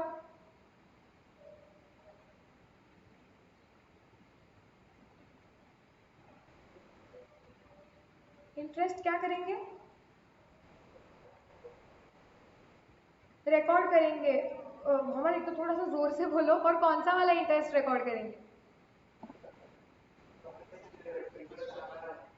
कंपनी से जो इंटरेस्ट आना है वो रिकॉर्ड करेंगे, मतलब कितने महीने का, क्या बोल रहे हो?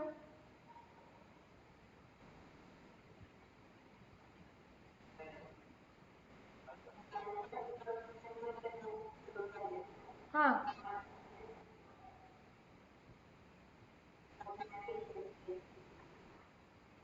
ओके, तुम बोल रहे हो कि मैम 31 मार्च को ही बुक्स ऑफ अकाउंट्स क्लोज हो रहे हैं और वो कंपनी तो मार्च में देगी इंटरेस्ट, तो अभी उसका तो कोई लेना देना नहीं। क्या आप लोगों को अक्रूवल कंसेप्ट याद है?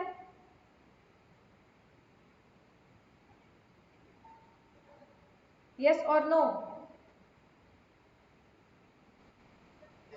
yes, income is to be recorded when it is earned. मुझे बताओ, अभी हमें लास्ट कब मिला था इंटरेस्ट? सितंबर में। ओके, उसके बाद तुरंत 1 अक्टूबर को कुछ डिबेंचर्स हमने बेच दिए थे, लेकिन कुछ डिबेंचर्स हमारे हाथ में फिर भी थे।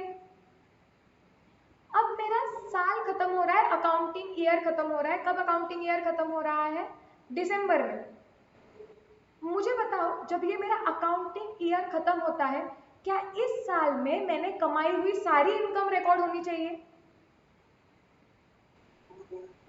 Yes. Okay, now tell me, जो डिबेंचर्स मेरे पास है, क्या वो डिबेंचर्स से रिलेटेड मैंने अक्टूबर, नवंबर और दिसंबर इन 3 महीने का इंटरेस्ट कमा लिया है? Have I earned it?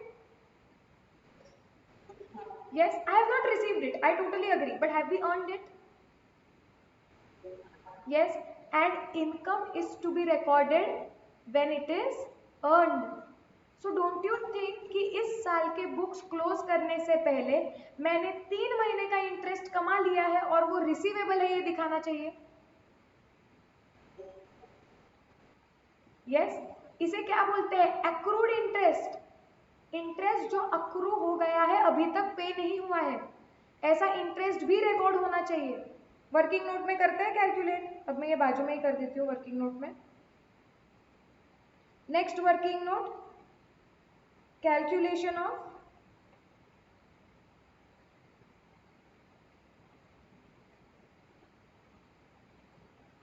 accrued interest as on 31st December। कितना accrued interest है? करो कैलकुलेट खुद होके और बताओ।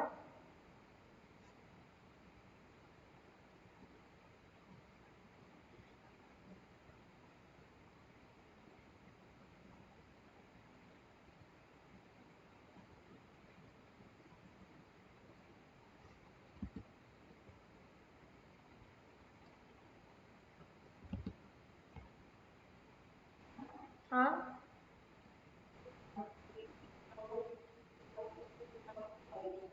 18,562.5 एक आंसर आया है। सब अग्री कर रहे हो क्या?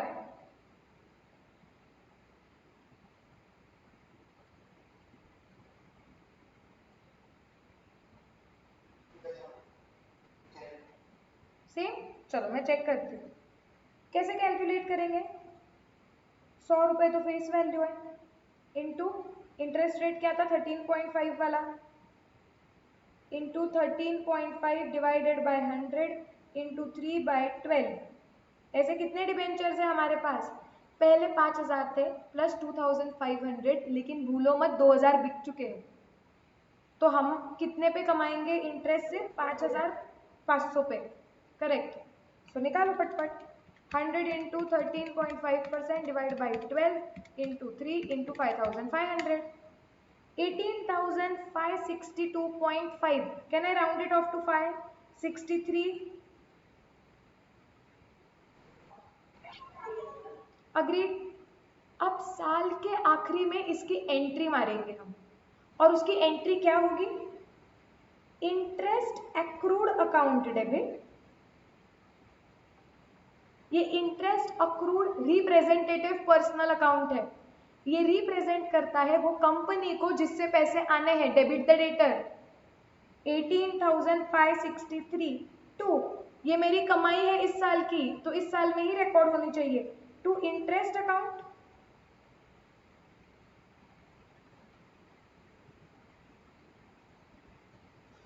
क्लियर? तो मैं इंटरेस्ट अकाउंट में जाके लिख दूंगी December 31st bye interest accrued account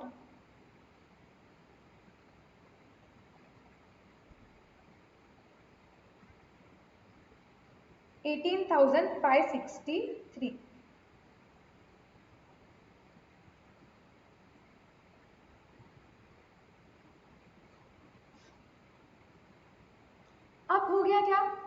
सब मैटर क्लोज। यस।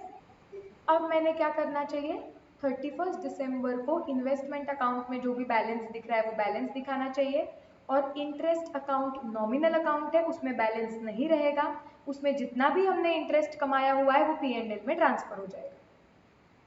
ओके, सो मेरा बाय बैलेंस कैरिड फॉरवर्ड आएगा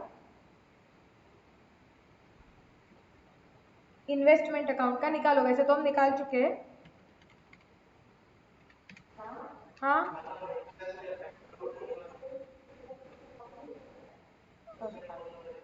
sorry, yes, yes, it should be in this column, 18,563. Thank you.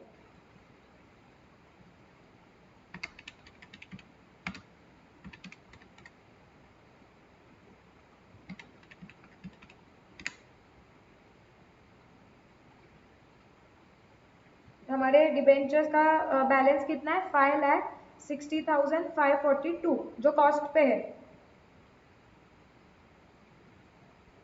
और इंटरेस्ट अकाउंट की जितना भी इंटरेस्ट है वो P&L में डाल देंगे। Interest account debit to P&L।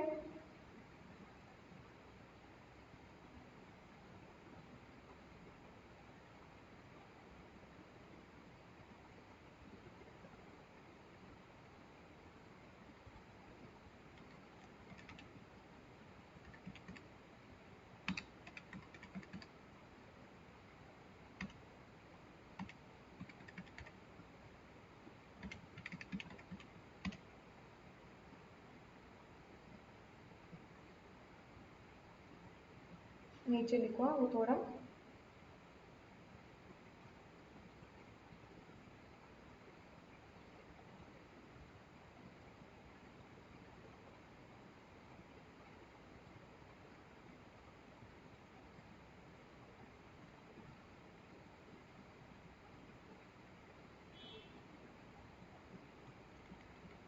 Accounts close कर दो।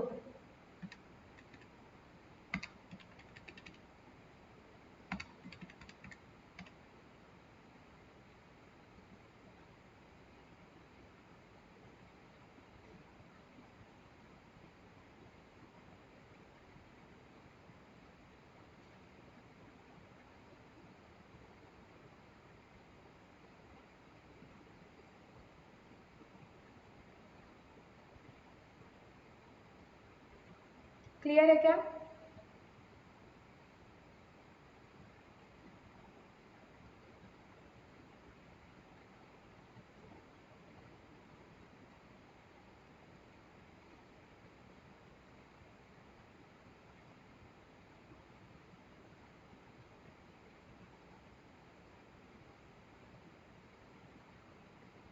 हो गया यहाँ तक?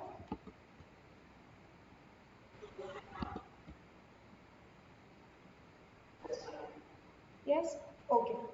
अब ना थोड़ा सा कभी कभी मन में डाउट होता है कि मैम ये इंटरेस्ट अक्रूड जो हमने रिकॉर्ड किया कि हमने अक्टूबर नवंबर दिसंबर का 3 महीने का इंटरेस्ट रिकॉर्ड हुआ, लेकिन मैम थोड़ा सा कंफ्यूजन हो रहा है कि क्या बराबर से इंटरेस्ट रिकॉर्ड हो जाता है क्या? ये इंटरेस्ट अक्रूड अभी किया, फिर वो मार्च में रिसीव होगा, तो क्या वो बराबर होगा क्या, कैसे होगा? ये ना थोड़ा सा डाउट आता है। तो मैं ना यही एक क्वेश्चन है। ओके, यही सेम का डेटा लेते हैं, लेकिन सिर्फ एक डिबेंचर के लिए कैलकुलेट करके देखते हैं कि इंटरेस्ट अकाउंट दिखेगा कैसे। ठीक है, साइड पे मैं तुम्हें दिखाती हूँ तो तुम्हें एग्जैक्टली पता चलेगा कि दिसंबर में क्या होता है और मार्च में क्या होता है, and how everything is correct, और 1 जनवरी को क्या एंट्री मारनी होती है। Let's just calculate everything for one debenture. Okay, so ये सिर्फ हमारे अंडरस्टैंडिंग के लिए है। हम सिर्फ इंटरेस्ट अकाउंट से कंसर्न है, कॉस्ट में तो इसका कोई लेना देना है नहीं। सो इंटरेस्ट अकाउंट, अब अज्यूम करो हम सिर्फ बात कर रहे हैं एक डिबेंचर के बारे में, वन डिबेंचर। ओके, जिसकी फेस वैल्यू अभी का ही सेम सम 100 रुपीज है, इंटरेस्ट रेट 13.5 है, लास्ट इंटरेस्ट मिला था सितंबर में, बुक्स क्लोज होंगे दिसंबर में, अगला मिलेगा मार्च में, सेम, करेक्ट। तो वो एक जो डिबेंचर है हमें वो एक डिबेंचर पे लास्ट इंटरेस्ट कब मिला था? सितंबर में। तो हमें क्या करना पड़ेगा? अक्टूबर, नवंबर, दिसंबर 3 महीने का इंटरेस्ट रिकॉर्ड करना पड़ेगा, क्योंकि हमने वो कमाया है और साल खत्म हो रहा है। करेक्ट? यस। तो मैंने एंट्री क्या मारी? मैंने एंट्री मारी वो रिकॉर्ड करने के लिए, दिसंबर 31, इंटरेस्ट अक्रूड अकाउंट डेबिट कितना आएगा? 100 इंटू 13.5% डिवाइड बाई 12 इंटू 3, 3.375 ना? Okay, so that is 3.375. This is to interest account 3.375. तो इंटरेस्ट के क्रेडिट में चला गया bye interest accrued account which is 3.375, ये इफेक्ट, और वो इंटरेस्ट अक्रूड बैलेंस शीट के एसेट में दिखेगा। यस और नो? यस। अब जब 31 दिसंबर आएगा, साल कंप्लीट हो जाएगा। जब साल कंप्लीट होगा तो ये इंटरेस्ट अकाउंट हमको क्लोज करना पड़ेगा, और ये जो इंटरेस्ट की कमाई है वो टू P&L में ट्रांसफर हो जाएगी 3.375।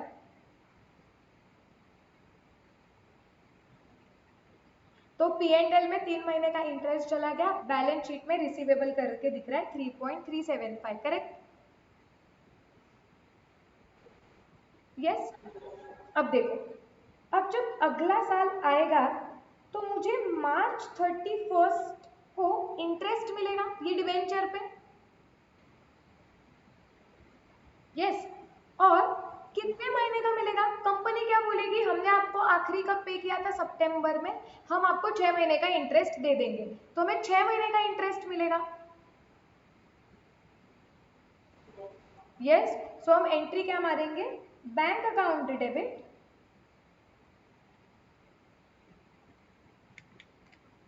6.75 टू इंटरेस्ट अकाउंट 6.75।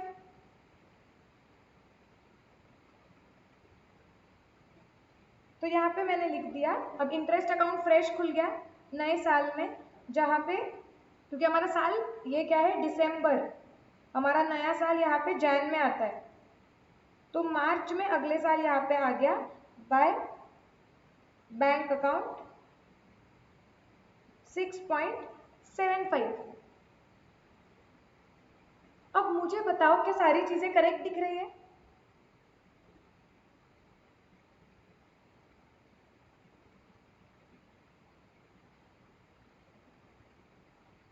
सब सही दिख रहा है क्या?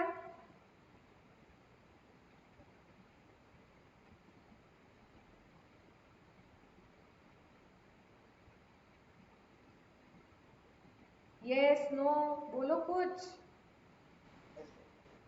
Yes, okay. मुझे बताओ, ये जो डिबेंचर था उसका लास्ट महीने का इंटरेस्ट मिला था सितंबर में, तो हमने पिछले साल उस पे 3 महीने का इंटरेस्ट रिकॉर्ड किया, that was last year, and this year on the same debenture we have recorded interest of 6 months. मतलब टोटल डिबेंचर रिकॉर्ड हुआ है 9 मंथ्स का। ये करेक्ट है क्या?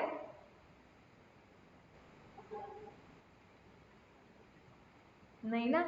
सी, टोटलिटी में कितने महीने का इंटरेस्ट रिकॉर्ड होना चाहिए? 6 महीने का, जो जिसमें से 3 महीने पिछले साल में थे और 3 महीने इस साल के, जनवरी, फरवरी, मार्च।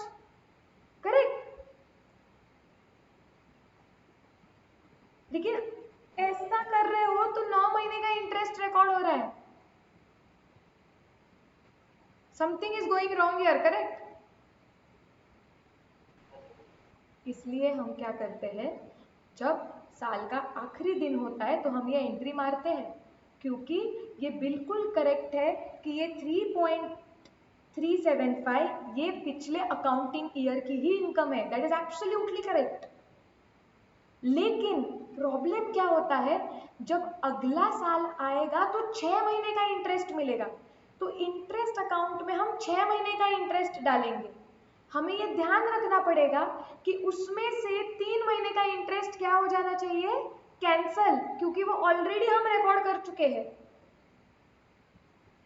इसके लिए जैसे अगला साल आता है ना, so as soon as the next year comes, हम उसके पहले दिन पे, दैट इज यहाँ पे जनवरी 1 को हम एक बीच में एंट्री मार देते हैं कि पिछले साल जो एंट्री मारी वो रिवर्स कर देते हैं। हम एंट्री मार देते हैं interest account debit to interest accrued account 3.375, मतलब पिछले साल जो मारी हुई एंट्री थी वो पिछले साल मारी हुई थी, पिछले साल बराबर बैलेंस शीट में पैसा रिसीवेबल दिख रहा है और इनकम दिख रही है। ओके, तो नया साल जब होता है ना तो वो पिछले साल मारी हुई एंट्री हम पहले उल्टी कर देते हैं पहले। क्यों, उससे क्या फायदा होगा, इससे मेरा इंटरेस्ट अकाउंट को डेबिट हो जाएगा टू इंटरेस्ट एक्रूड अकाउंट से 3.375, और बैलेंस शीट में जो मेरा रिसीवेबल दिख रहा है ना यहाँ पे, वो कैंसिल हो जाएगा रिसीवेबल। तो 31 मार्च को क्या होगा, जैसे पैसे मिलेंगे बराबर बैंक अकाउंट को डेबिट हो जाएगा, ओके, और इंटरेस्ट अकाउंट को क्रेडिट हो जाएगा। तो बैलेंस शीट में कोई रिसीवेबल दिख ही नहीं रहा था, वो तो कैंसिल हो गया रिसीवेबल, साल के पहले दिन पे ही कैंसिल हो गया, तो वो रिसीवेबल कैंसिल हो गया। 31 मार्च को पैसे आए तो बराबर बैंक में आ गए। अब क्या हुआ देखो, अब तुम इंटरेस्ट अकाउंट देखोगे तो 6.75 माइनस 3.375 बराबर 6 महीने 3 महीने का ही इंटरेस्ट दिखेगा। Are we absolutely clear? Starting से बताओ वापस।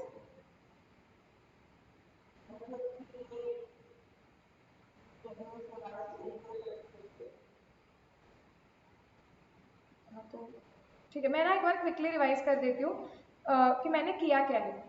जैसे हमारा साल खत्म होता है अकाउंटिंग ईयर, हमें इतना ध्यान रखना पड़ता है कि उस साल की कमाई गई इनकम उसी साल में रिकॉर्ड होनी चाहिए। इसके लिए हम एंट्री मारते हैं interest accrued account debit to interest, जितना इंटरेस्ट हमने कमा लिया है लेकिन हमें मिला नहीं। ओके, इसके इफेक्ट्स क्या जाते हैं, साल के आखिरी दिन पे interest accrued account balance sheet में रिसीवेबल करके दिखता है और वो इनकम रिकॉर्ड हो जाती है। ओके, अब क्या करते हैं, जब नया साल आता है ना तो इमीडिएटली नेक्स्ट ईयर में अगर आप डायरेक्ट जिस दिन इंटरेस्ट मिलेगा उस दिन अगर आप एंट्री मारोगे bank account debit to interest, तो प्रॉब्लम हो जाएगा। क्या प्रॉब्लम होगा इस एंट्री के वजह से, कि आप 6 महीने का इंटरेस्ट रिकॉर्ड करोगे, जिसके वजह से आपके पहले साल में 3 महीने का इंटरेस्ट गया होगा, अभी इस साल में 6 महीने का इंटरेस्ट जाएगा, ऐसे करके 9 महीने का इंटरेस्ट रिकॉर्ड होगा, जो गलत है, हमने सिर्फ 6 महीने का इंटरेस्ट कमाया हुआ है। और ऊपर से वो रिसीवेबल अकाउंट बैलेंस शीट में ऐसे ही दिखते रहेगा। ये सब चीजें ना हो, और सिंप्लिसिटी ऑफ अकाउंटिंग के लिए जैसे नया साल चालू होता है ना, हमने पिछले साल जो एंट्री मारी थी हम वो रिवर्स कर देते हैं। हम एंट्री मारते हैं interest account debit to interest accrued, इससे क्या हो जाता है, इससे ऑटोमेटिकली पिछले साल जो रिसीवेबल दिखाया था वो रिसीवेबल अकाउंट कैंसिल हो जाता है, और इंटरेस्ट अकाउंट के डेबिट साइड पे ऑलरेडी जो हम इंटरेस्ट रिकॉर्ड कर चुके हैं वो आ जाता है।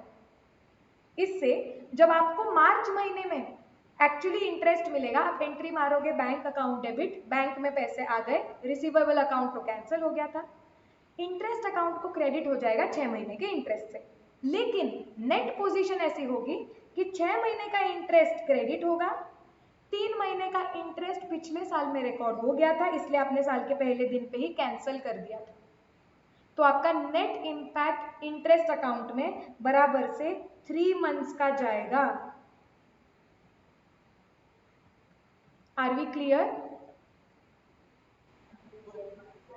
इसके लिए जब भी हम अगले साल अकाउंट बनाएंगे ना यहाँ पे, तो हम साल के पहले दिन पे कैसे दिखेगा, साल का पहला दिन मैं बता देती हूँ आपको, जो क्वेश्चन का पार्ट नहीं है, January, so it will be 2000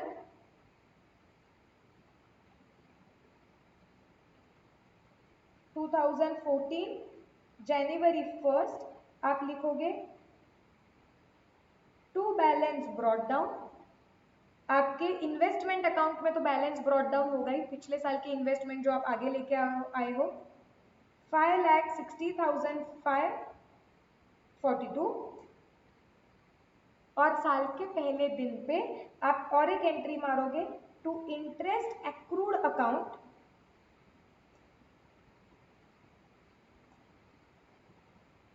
18,563। सो अगले साल बराबर से जो पिछले साल की इन्वेस्टमेंट है वो कैरी फॉरवर्ड हुई और पिछले साल जो इंटरेस्ट रिकॉर्ड हो चुका है वो रिवर्स कर दिया यहाँ पे, ताकि जब 6 महीने का इंटरेस्ट जब इंटरेस्ट रिसीव हो तो पूरे पीरियड का इंटरेस्ट रिसीव होगा वैसे एंट्री मारेंगे और हमें टेंशन नहीं लेना पड़ेगा। ये ओपनिंग एंट्री के वजह से ऑटोमेटिकली इंटरेस्ट एडजस्ट हो जाएगा और उस साल की जितनी इनकम है उतना ही रिकॉर्ड होगा। I hope you are absolutely clear with this concept.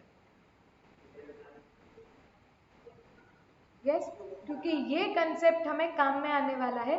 कुछ और थोड़े से ये बस डिबेंचर से रिलेटेड आई गेस, जो फिक्स्ड इनकम बेरिंग सिक्योरिटी है उनसे रिलेटेड हमने सारे कंसेप्ट कवर कर लिए। एक्स इंटरेस्ट, कम इंटरेस्ट, परचेज एंट्री, स्प्लिट कैसे करते हैं, परचेज एंट्री, सेल की एंट्री, सब्सिक्वेंट मेजरमेंट, उसके बाद कैलकुलेशन ऑफ प्रॉफिट लॉस। हाँ, उसमें हमें फीफो से वगैरह कॉस्ट निकालना एक बार चेक करना है, वो मैं बता दूंगी जब समझ आएंगे, वैसे हम प्रैक्टिस करेंगे तो उसमें हो जाएगा। एंड क्लोजिंग इंटरेस्ट की entry, opening, literally all the concepts relating to fixed income bearing security of this chapter are over. अब हमें सिर्फ फिक्स्ड इनकम बेरिंग सिक्योरिटी के और सम सॉल्व करने पड़ेंगे। कंसेप्ट सारे क्लियर है, अभी सिर्फ प्रैक्टिस करनी है।